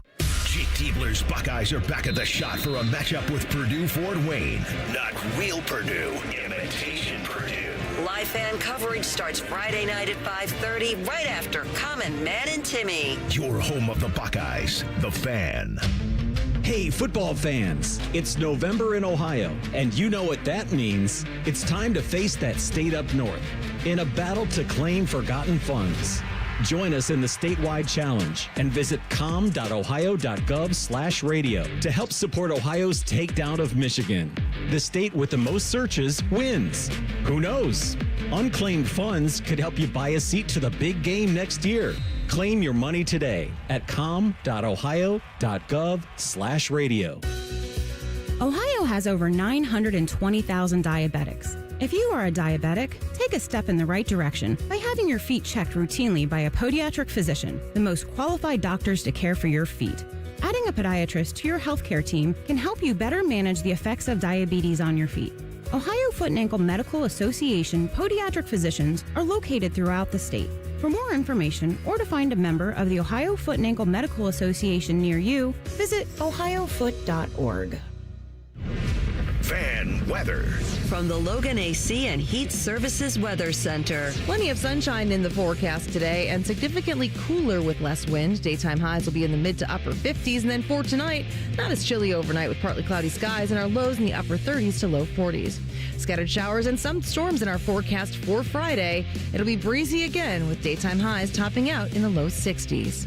For The Fan, I'm meteorologist Meredith Garfalo with the 10 Weather Impact Forecast. If the sound of another man slammed against plexiglass turns you on, you've come to the right place. Proud to be your home for Jackets hockey. The Fan, Ohio sports destination. If you say something with enough confidence, it must be true. You're listening to Bishop and Friends. Hi, Beck, you got some Blue Jacket news? Go ahead. Yeah, here in the past 15, 20 minutes, the Jackets have placed Eric Goodbranson on IR and called up Luca Del Bel Belluz from Cleveland. The Goodbranson thing isn't probably a big deal because they already said he was not playing on this Western Coast swing. Del Bel Belluz coming up probably means you're without Sean Monahan at least Saturday night. And he went off the ice in some pretty significant pain, so you're probably, again, this isn't official, but you're probably without Monty on Saturday at least, and maybe a little longer. All right. That would be the one. Like, if we could do a show trip, that would be the one I'd like to do with you guys. That's the one I've got to do. I'd like to take it to Calgary, Edmonton. I mean, Vancouver's great too, but Calgary and Edmonton and then would be enough. That's an awesome trip. For the show in Calgary, 9 to noon Eastern, we'd have to do it from the rafters of the Saddle Dome, right? I'd have it no other way. Okay. And that would be 6 a.m. in the morning for us. 2 hours difference. Oh, 2 out there? Yeah, they're mountain time. They're directly north of Montana. Yeah, we could do that. God, we could even drive down to the Ponderosa. Oh, that'd be It's only 4 right hours. there. I'll put you guys to work fixing fence for old Jer. Get you out there on some four-wheelers. I've done it before in my life. Why not again? Let's revisit those fence? days. Let's revisit the construction days. There's nothing quite as solitary as fixing fence by yourself for 8 hours a I've day. tied rebar, Bake. Is it similar? I mean, I've worked with a lot of rebar. I in know, my but day, I guess the fence fixing, rebar tying. so. Okay. The key is going to be the gloves because that barbed wire will cut through. So you're going to have a strong leather glove there that'll hold up. Good That's pair the of key on snips. Got to have some snips. I don't know that once I was at the age of 12, I don't know that a summer day where I worked, which was most, didn't include snips somewhere. And they just were kind of hanging like it was like a holster. A holster with snips. Did you have like a work belt or just the little thing on the side? No, just the thing on the side because I wasn't doing but basically anything. I mean, cows lean against fencing. Cows bust through fencing. So you just have to be able to always fix it. And that's the job. Or, according to Yellowstone, a bunch of bikers come by and cut your fence and have a party and you're that was probably the only one that was relatively realistic, not the bikers breaking through the fence, but the reaction from the landowner. I'm going to tell you what, you cut a cow fence to throw a party on private land in Montana, you will be shot. That was pretty accurate. I do think I think they nailed that one. Dig your own grave. Yeah. By the way, this one from Hunter. Apparently earlier in the show, I said something to the effect of 18 months to get back to Calgary. I think in regard to the Flames playing their last season at the Saddle Dome. He says it sounds like a Tarantino movie, which tied into an email I actually got from Dave that we didn't have time to get to, but it all kind of all kismet here as it's all coming back. He wrote, in part, you mentioned this week seeing Once Upon a Time in Hollywood again and really liking it. What is your favorite Tarantino movie? I still think for me, one of the most memorable movie-going experiences of my life was going to see Pulp Fiction with my brother Tuck, who's 2 years younger, and my uncle Warren in Seattle. We had begged him. We were in high school, and we begged him to take us. And he took us. He had no idea what it was. My brother got a subscription to Entertainment Weekly when he was in middle school, high school. And so we knew it was coming out. It was reviewed very highly, and it seemed like something we'd be interested in. We'd seen Reservoir Dogs. So we kind of knew what we were in for. And watching that thing in a theater was ridiculously fun. Just so great. Because you've never seen, at that point, you just had never seen anything like it. So that one's always got a soft spot for me. And then I think in recent years, Inglourious Bastards is one. If that's on, I'm in. Like, I'm in on that every single time. I do like parts of Django, but some of it's just too much to stomach. Once Upon a Time in Hollywood, I watched it initially like 2 or 3 years ago, and I thought it was fine. And then I watched it this week, and I thought it was great. So that one's growing on me a little bit. What are your Tarantino picks? Yeah, Once Upon a Time's a really good film. I found myself cheering at the end. You did, because then he rewrote the history of it. I just was like cheering for it. Like, this is awesome. I mean, yeah, it's Pulp Fiction for me. Yeah. And Inglourious Bastards used to be if it's on, I'm stopping what I'm doing, but I've just seen so much of it. Yeah. I think the one that always comes to mind, right, is Pulp Fiction. The Kill Bills were okay. I didn't love them, but they were all right. Part 1 I love. Django Unchained.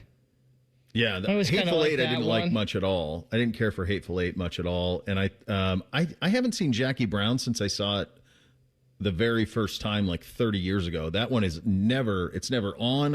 It's never fed to me on streamers. No. I just never see it. I never see it. It was on Max like 2 years ago, and then it went away quietly. Okay, yeah, I haven't. I've seen Jackie Brown just once, just one time. I might have to revisit that one too. He's got one more, right? He's going to do 10. I don't know when it's coming, but I think he's got one more movie he's going to make. He's always said he was going to do 10, and kind of go with that. But good one there. You know, in the old days when we would look at.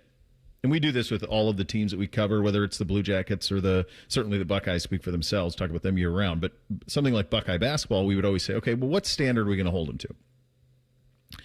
And it's interesting because it feels like over the last decade or so, we have held Ohio State's standard very similar in that also similar to how we do the Blue Jackets. So for the Blue Jackets, we say for the longest time, it's been chase the 8, make the Stanley Cup playoffs. Like, we've never had a higher expectation than that. It's never been go win the East. It's never been go win the Cup. It's always been chase the 8, make the playoffs, give us some fun stuff in March and April. I mean, that's what it's been for the longest time with them. And Buckeye basketball's kind of turned into that. They've kind of turned into, I was thinking about this, Reese, and you've been with me for a long time, longer than Bake. Have we ever gone into Buckeye basketball season and said something other than make the tournament? I think maybe the E.J. Liddell junior year, we were like, get to the second weekend. Make it out of the first weekend in the tournament. Yeah, but it feels like it's usually make the tournament. Yeah. Is there any reason to... This should be more than that. It should be. But college basketball is so different now that unless you're Jacob Reimer and you're watching 1,000 games a day... These teams change so much from now to what they are in February. Look, you got veteran guards. You can shoot it. You got length. You got bigs. You got an old team with some young talent underneath it. You're experienced. This should be a Sweet 16 type team. But nobody is talking about this team that way. Nobody. They're not ranked. They're not like a sneaky team that anybody's talking about. It's like they're completely under the radar, which I'm guessing Jake likes. But to me, when I look at this roster construction and I see all these veterans back, I see this guard play, I see what was done in the portal, to me this feels like get to the second weekend of the NCAA tournament. Now, I'm not going to hold them to that standard because they haven't even been to the tournament in a while, so that would be a big leap. So I suppose it's just get in, win a game. But to me, this feels like they should have a higher expectation than that.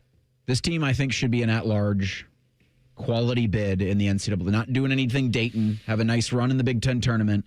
They are, just for what it's worth, in the others receiving votes category. But I think, to your point, is nobody knows what this whole thing is going to look like, because you do have veteran play. You have, Bruce, and now Devin's a veteran, and you got, Junie Mobley coming along. But what do they all look like with Brandon Knoll? What do they look like with Christoph Tilley when you get into January and February? It's just a giant question mark. So for me, I am still at just make the tournament for this Buckeye basketball team. Until I see someone, and this is no knock on him, people are going to come at me saying that I'm knocking Bruce Thornton, and I am not knocking Bruce Thornton. But until I see someone on this team step up and be Batman, I feel like Ohio State has a ceiling with Bruce Thornton as your number one. Bruce Thornton is a really, really good college basketball player. Yeah. And he is been awesome for Ohio State.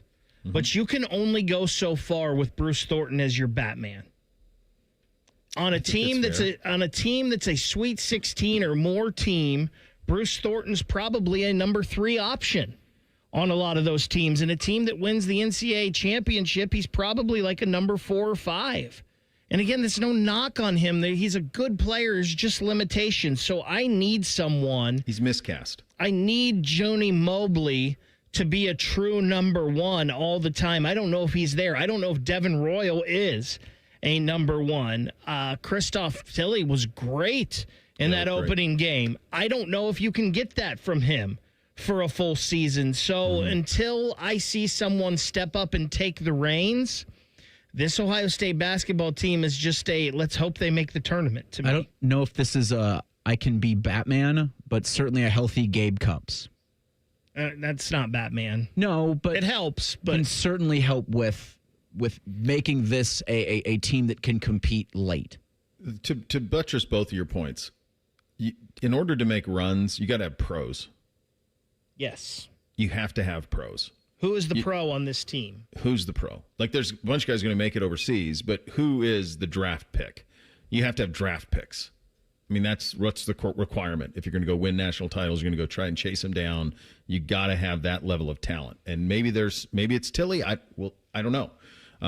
We'll ask Adam Jardy because he does know, and he'll join us in 2 minutes. Bishop and Friends right here on The Fan. Dormar, your kind of hero. When your furnace or air conditioner is broke, we come out that same day.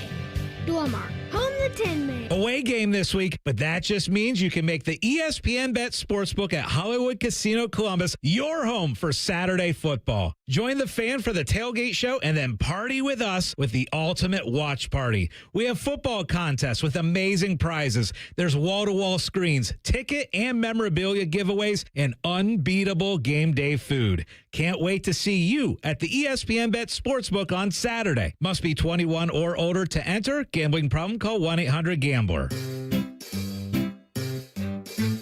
1-877-CARS for kids. KARS Cars for kids. 1-877-CARS for kids. Donate your car today. Call 1-877-CARS for kids to reach a friendly live agent. Donation's super easy, and your car can be picked up as soon as tomorrow. Call us now. 1-877-CARS for kids. Donate your car today. Did you know you can donate real estate too?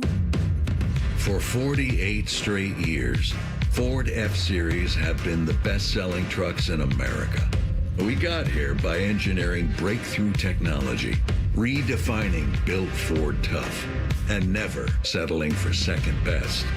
But what's really made Ford F-Series the #1 selling trucks in America is you.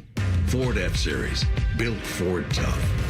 Based on 1977 to 2024 calendar year total sales. Delaware County Veterans Services is ready to help you access VA benefits, emergency financial assistance, dental and medical grants, transportation, and more. Give Delaware County Veterans Services a call, 740-833-2010 to schedule an appointment. Dormar, your kind of hero.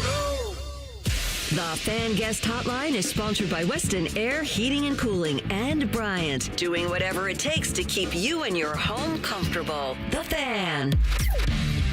Drink recommendations, movie reviews, sports discussion, whatever the hell Reeser does. This is Bishop and Friends. I always enjoy this conversation. Well, I always enjoy talking to Adam Jardy. He covers the Buckeyes at the Dispatch, but I always enjoy the one where we decide, all right, what standard are we going to hold this team to? We do it every year around this time. We got one game in, and so there's some things perhaps you can glean from that. I loved your question with Jake listening post-game about, like, how do you judge what you are defensively with the way that all of that went? But let's just start with a big, broad one first, buddy, and that is this. What standard are you holding this team to this season? They got to make the tournament. I mean, I think that's bottom line, and they'll tell you the standards are higher than that, and they don't want to be content with just making it in some way, shape, or form. But I think it's been too long for Ohio State men's basketball fans, and I think the talent is there. I think they have built a roster that's clearly capable of getting there, so they got to do that. I think that's the bottom line to me. So as we were talking about this in the previous segment, the roster is one that fits that exactly and maybe more. Veterans, a lot of guards who've played a lot of games. You bring in Cups and put him in that rotation with Junie and Bruce, and okay, that's pretty good. You got very active in the transfer portal. Devin Royal somehow, some way, I guess, is all of a sudden a junior, which seems kind of crazy. Like the make of this team is very veteran. They've got guards. They can shoot it. They got some length in the portal. Should we be expecting more? And if not, why aren't we? I think the reason that we're not expecting more is because of just kind of how the last couple of years have gone. And that's not entirely fair to Jake because he wasn't the head coach, until last season. And last season, we talked about it all off season. Like he built a roster while also building a coaching staff. Like those are all, you can look at those as excuses, but those are also like legitimate reasons as to why maybe things didn't fit together the way that they should have last year. But I think the reason that we're not saying, yeah, this team should make a second weekend or, oh, yeah, this team should be a dark horse to challenge at the top of the Big Ten, it's just that I think we're all kind of in wait and see mode. Like, I just think the program as a whole has had flashes and certainly has had talented players and has had good seasons. But I think that we're all just kind of waiting to see it actually happen, even if the roster does look like it's better equipped to get there than some of the ones we've seen the last few years. So typically, if you're going to be one of those teams that gets to the Sweet 16, you're going to be one of those teams that, God forbid, goes to the Final Four, those type of teams, you've got to have pros. Who are the pros on this roster? Now, there's a great question. I think we could have a really interesting debate on who's the first player on this roster to play a minute in the NBA. Because, I mean, maybe Amari Bynum, maybe Bruce Thornton is a guy who – can get on a roster and stick at the back end of a rotation. Other than that, they kind of have maybe Christoph Tilley, if he puts together like the breakout type of season that I think is possible. I think his skill set kind of sets him up for the modern game. But it is, I think that's a fair point to make when you wonder, like, how far could this team go? Is that I don't know that we can definitively say they have 1, 2, 3, how many NBA players on the roster. Like, I can make a case if you really wanted me to for quite a few of them, but there's no like surefire, this guy's the next NBA guy, and maybe that does limit a potential ceiling for them. Which can be a positive because you could make a great living playing college basketball now, as you know, you're on that. You know what's being paid for all these guys and what's being paid for the guys coming in next year. But the reality is that it feels. I look at there's not anybody who looks like a one to me. I mean, what you just kind of laid out there was second round free agent type thing, and we're just talking about minutes played. So you can do it. It's different, and I think that's what makes handicapping this also hard. And you do this on a daily basis in terms of covering college basketball. How do you try to handicap what these teams are when you have all of this volatility roster wise that we have? It's almost impossible in the off season. I mean, it feels more and more like you're really just kind of throwing darts blindfolded at a board and just saying, well, I think this. I mean, like, to me, you have to. No one's quite figured it out. I think you got to thread that needle. Like, you want experienced guys who are talented that want to be there, and you got to figure out a way to mesh that with some new pieces you're going to bring in the portal. I do think experience matters, like to some extent, and I think that continuity is always going to serve you well in college basketball, especially now that we're getting out of the extra COVID year and rosters are going to start getting a little bit younger. You're not going to be seeing like the 6th-year guys quite nearly as frequently as we have the last few years. So, having that roster continuity, I feel like becomes more and more important even as the rosters do get younger. And to bring back the guys that they brought back, I think is fairly critical to this team's success. And I think that's probably – most coaches in America would tell you if they want to build a roster for next year, that's where they start. They want to bring back the guys that they care that are the best contributors, that have the most experience. Like, that's the nucleus you want to build around. And so, to Ohio State's credit, they did that this year. They did, yeah. I mean, that's why they were really strategic in the portal. If you think about if this team is going to be a tournament team, if this team is going to be a team that potentially gets to a second round and plays to the standard that Jake thinks it can play to, who are a couple of guys? And you've seen some scrimmages, you've seen a lot of practice, and you saw a game obviously on Monday, and we'll see one tomorrow night. Who are some guys who need to take a big step? Let's see. Christoph Tilley is at the top of my list, which is an interesting one because he's been a significant contributor pretty much from day one. But just he's a guy that he's not on the national radar, but I think he could be. And I think for them to get where they want to be, like this will be a breakout year for him. So I think you're asking him to go from, major contributor on a team that no one really is paying attention to a focal point on a team with high aspirations. So he's got to take a step. He's at the top of my list. I would look at you mentioned Gabe Cupps, and I think all the defensive things that he brings and intensity and all that, the attitude and all that stuff, you'd like to see him step into a consistent, productive role off that bench. After that, I don't know, you want Amari Bynum. I think he's unanimous pick on this roster as the best dunker on the team, and I think he's a guy that could really flash this season. So you'd like to see him go from he looked shaky as a freshman. He looked like it was his first game, but I think he's a guy that there's some pretty high upside there. So if he takes a big step and becomes a force by the time they get to Big Ten play, then that would go a long way too. Was there anything that happened Monday night that surprised you in terms of rotation or kind of and he's figuring it out too? I'm not holding him to this or I'm not holding you to it, but just in terms of something that surprised you rotationally Monday? I was surprised that they were able to play Bruce Thornton, John Mobley, and Gabe Cupps together as much as they were. And I think certainly some of it was matchup based, that this team was going to pressure you and, run and gun all the way up and down the court and foul the heck out of you and all those things. I just felt like it was going to be difficult for Ohio State to play those three guards together because they're all 6'1" or 6'2", and that you're giving up so much size, but it helped them in this game. And I wonder, I think going forward, that's something that could be, they could use that more than I expected them to. Just because I feel like you do give up a lot of size with that lineup. But otherwise, that was such a wonky game.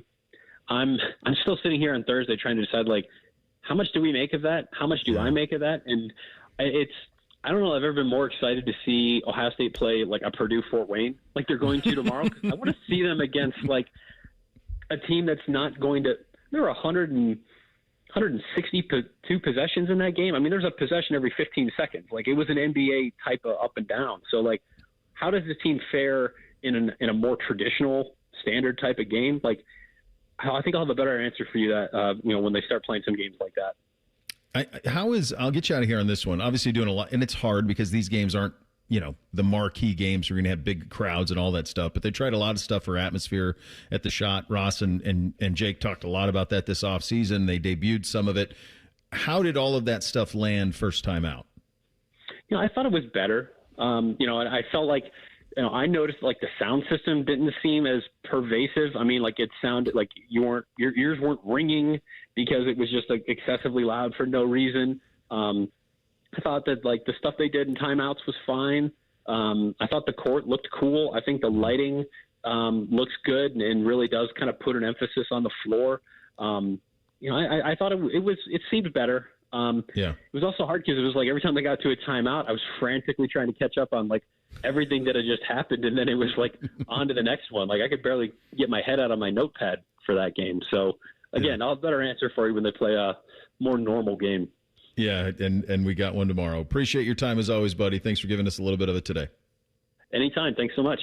All right, there he goes. Adam Jardy, our good buddy with the Buckeye basketball team, covering at expert level at the Columbus Dispatch. We hit three things on a Thursday. Coming up next, Bishop and Friends right here on The Fan. Picture this. You're halfway through a DIY car fix and boom, you're missing a part. It's okay because whatever it is, it's on eBay and it's guaranteed to fit every time. eBay, things people love. The Daily Ryan Day Show is brought to you locally by your Central Ohio Toyota dealers and by Hyde Park Prime Steakhouse on The Fan, Ohio's sports destination. This is a Daily Show with Coach Ryan Day, brought to you by Safe Light Auto Glass. We've talked about Brandon Innes and the way he's played the last couple of weeks, is that another one of those situations where it's taking advantage of the coverage that Carnell Tate and Jeremiah Smith are getting? That's it. Yeah, and when he gets those opportunities, he's going to have more and more of those. Got to take advantage of them, and you can see how explosive we can be when he gets the ball out and is able to do that. So whether it's on third down, first down, or in the red zone, those opportunities are going to come up for Brandon. So exciting for him, and good to see him make some plays the last couple of weeks. Okay, we'll have another comment in just a moment. Hi, this is Paul Keels. This Buckeye season, don't let a broken windshield ruin your game plan. Safelite Auto Glass makes it easy to get your windshield fixed with their mobile glass shops all over Central Ohio. They can come to you anywhere, giving Buckeye fans more time for game time. OH? Man, I love that. Schedule at Safelite.com. Safelite Auto Glass is a proud sponsor of Ohio State Athletics. Safelite Repair, Safelite Replace. Buckeye fans, choose chill. Coors Light is cold lagered, cold filtered, and cold packaged for a smoother finish. It's got that crisp, refreshing taste that makes those moments when you choose to rise above the noise and choose chill even better. Coors Light is a proud sponsor of Ohio State Athletics, so crack one open and take a sip. Coors Light, choose chill. Celebrate responsibly. 2025 Coors Brewing Company, Golden, Colorado, beer. At Ohio State, we are the never afraid to innovate teams, the agile, get it done teams, the achieve more together teams, and the improve people's lives teams. Together, we are the Ohio State University. Learn more about Ohio State at osu.edu/impact. Now, the officials have been talking for quite some time. Alrighty, let's see what they have to say. Upon further review, there is no penalty on the play. However, we have conferred and discovered that Bob, the line judge, has saved a boatload for his kids' college using Ohio's 529 plan. It is tax-free, accepted nationwide. Bob recommends we all go to collegeadvantage.com. First down. Well, that's not entirely unexpected. Classic Bob. Last weekend, Ryan, we saw Bennett Christian get in the end zone for the second time in his career. And you talk about players with journeys. He certainly has had a journey that is worth noting. Yeah, that's for sure. But he's become a very good leader and somebody that has a voice and very well respected in the locker room and by the coaches, built trust every day. Glad to see him get a touch. I think everybody, you can see the reaction on the sideline because he does a lot of the dirty work, throws his body around, and certainly is a Buckeye that, everybody knows does so much for the team and is the glue of the tight end room, in my opinion. Okay, this is the Ohio State Sports Network from Learfield. For over 37 years, Buckeye Nation has known Hyde Park Prime Steakhouse for serving the best steaks in the city. Our thick-cut, aged steaks are a staple in Columbus, with 3 locations in Upper Arlington, Dublin, and downtown. And just like the Buckeyes, we strive for excellence and an experience like no other. Hyde Park is proud to introduce the newly added wine room at our downtown Columbus location, where a new elegance in dining surrounds you, creating the ideal setting for any occasion or the perfect night out. Hyde Park is a proud sponsor of Ohio State Athletics. Go Bucks! When it comes to all-wheel drive vehicles, nobody gives you more to choose from than Toyota, including the best-selling Camry and the best-selling RAV4. You've also got Toyota's 5 Brothers, which include the best-selling Tacoma and the legendary new 4Runner. All-wheel drive gives you the traction you need for confident driving on any road, in any weather. With 25 different all-wheel drive choices, there's only one thing you need to know.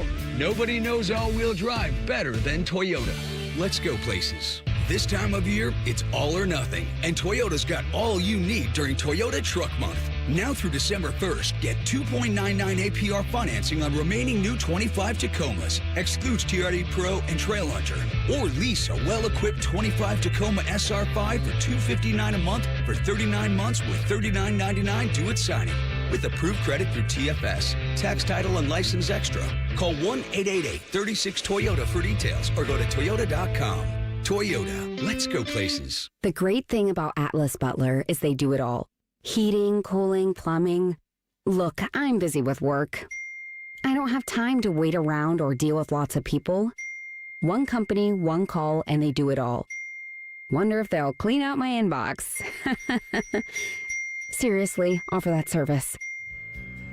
Please. Atlas Butler is at your service. Call 1-800-FURNACE. Bishop and Friends is sponsored by Diamond Seller, your true jeweler for over 75 years. The Fan, Ohio sports destination. Our top men are working on everything except this show. This is Bishop and Friends. Started the show with this, I suppose. I don't know what's making this all come about. My hunch is it's the Disney Plus YouTube fight, the ABC, ESPN, SEC Network YouTube TV fight, because some of the ratings were down over the weekend. Here are your top 10 most watched college football teams so far this season. Number 1, Alabama. Number 2, Georgia. Number 3, Tennessee. Number 4, Texas. Number 5, Ohio State. Number 6, LSU. Number 7, Oklahoma. Number 8, Florida. Number 9, Florida State. Number 10, Ole Miss. How many Big Ten teams?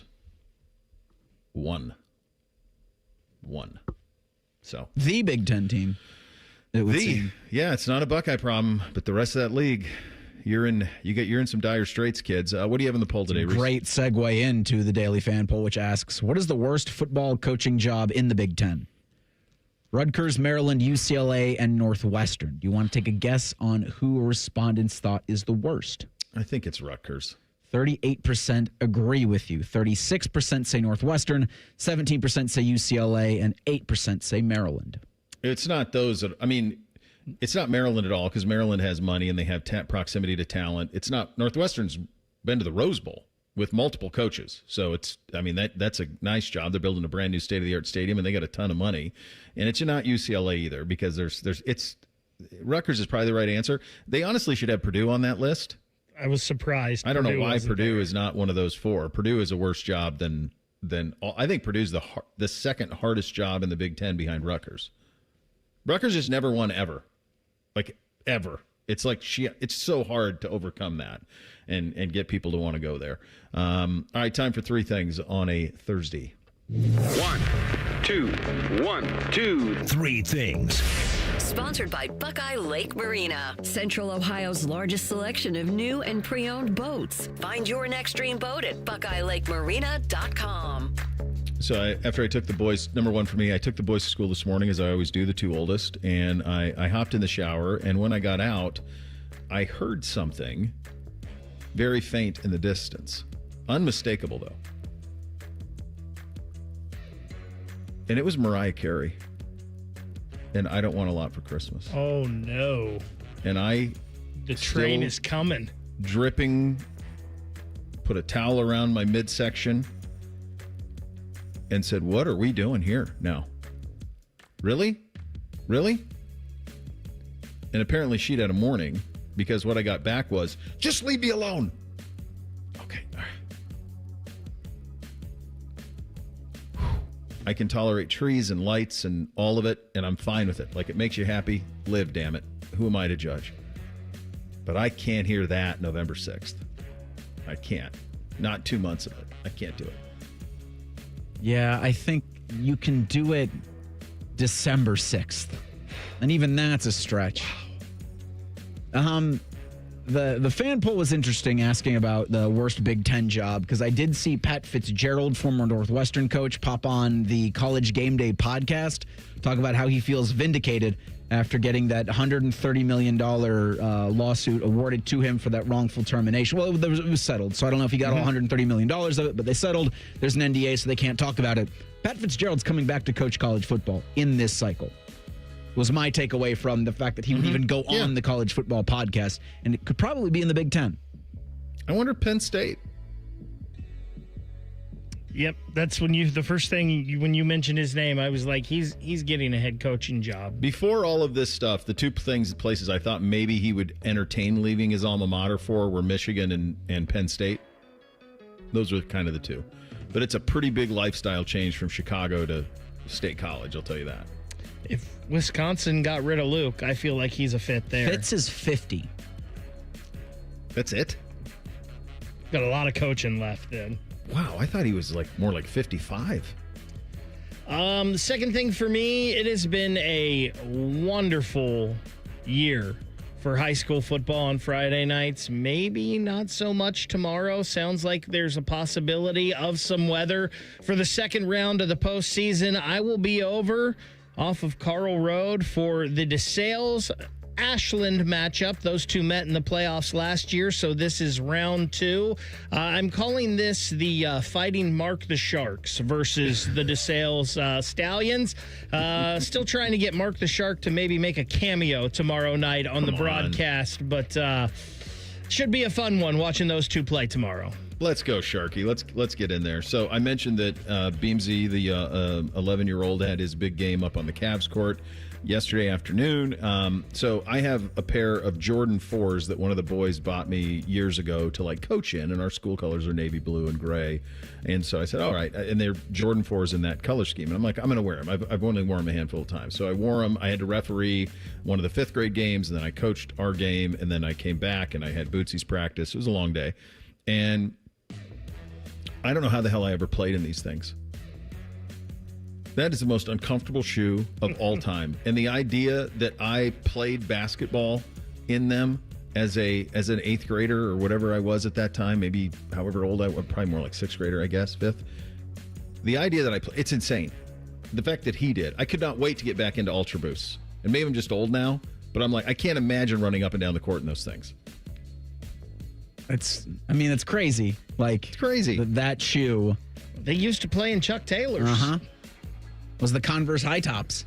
Yeah. Like, come a long way in those. So I haven't followed Kirk Cousins in a long time. I don't watch much Atlanta Falcons games, but because he wasn't traded, he gets $90 million. Mm-hmm. Like, good for him. He's got one playoff victory. Dude, his career earnings. Good ridiculous. Because I saw it today, and I'm like, oh, yeah, the Kirk's still with the Falcons. And You ready for this? You ready for this? Career earnings? It's good. You ready? $294 million. I would have guessed more. I would have guessed more. 200. You like that. By the time it's done, it's going to be 321.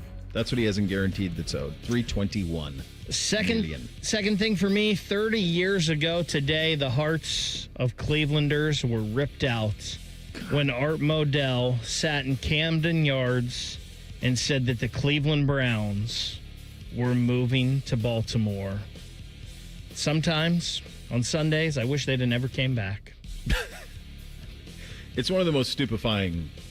It is absolutely stupefying that somebody allowed the Cleveland Browns to leave Cleveland, the Seattle Supersonics to leave Seattle. Think about this. The NBA allowed for a team to leave Seattle and Vancouver to move to Oklahoma City and Memphis. That happened. That music means Ryan Day is coming up next. We're back tomorrow on a Football Friday. Bishop and Friends right here on The Fan.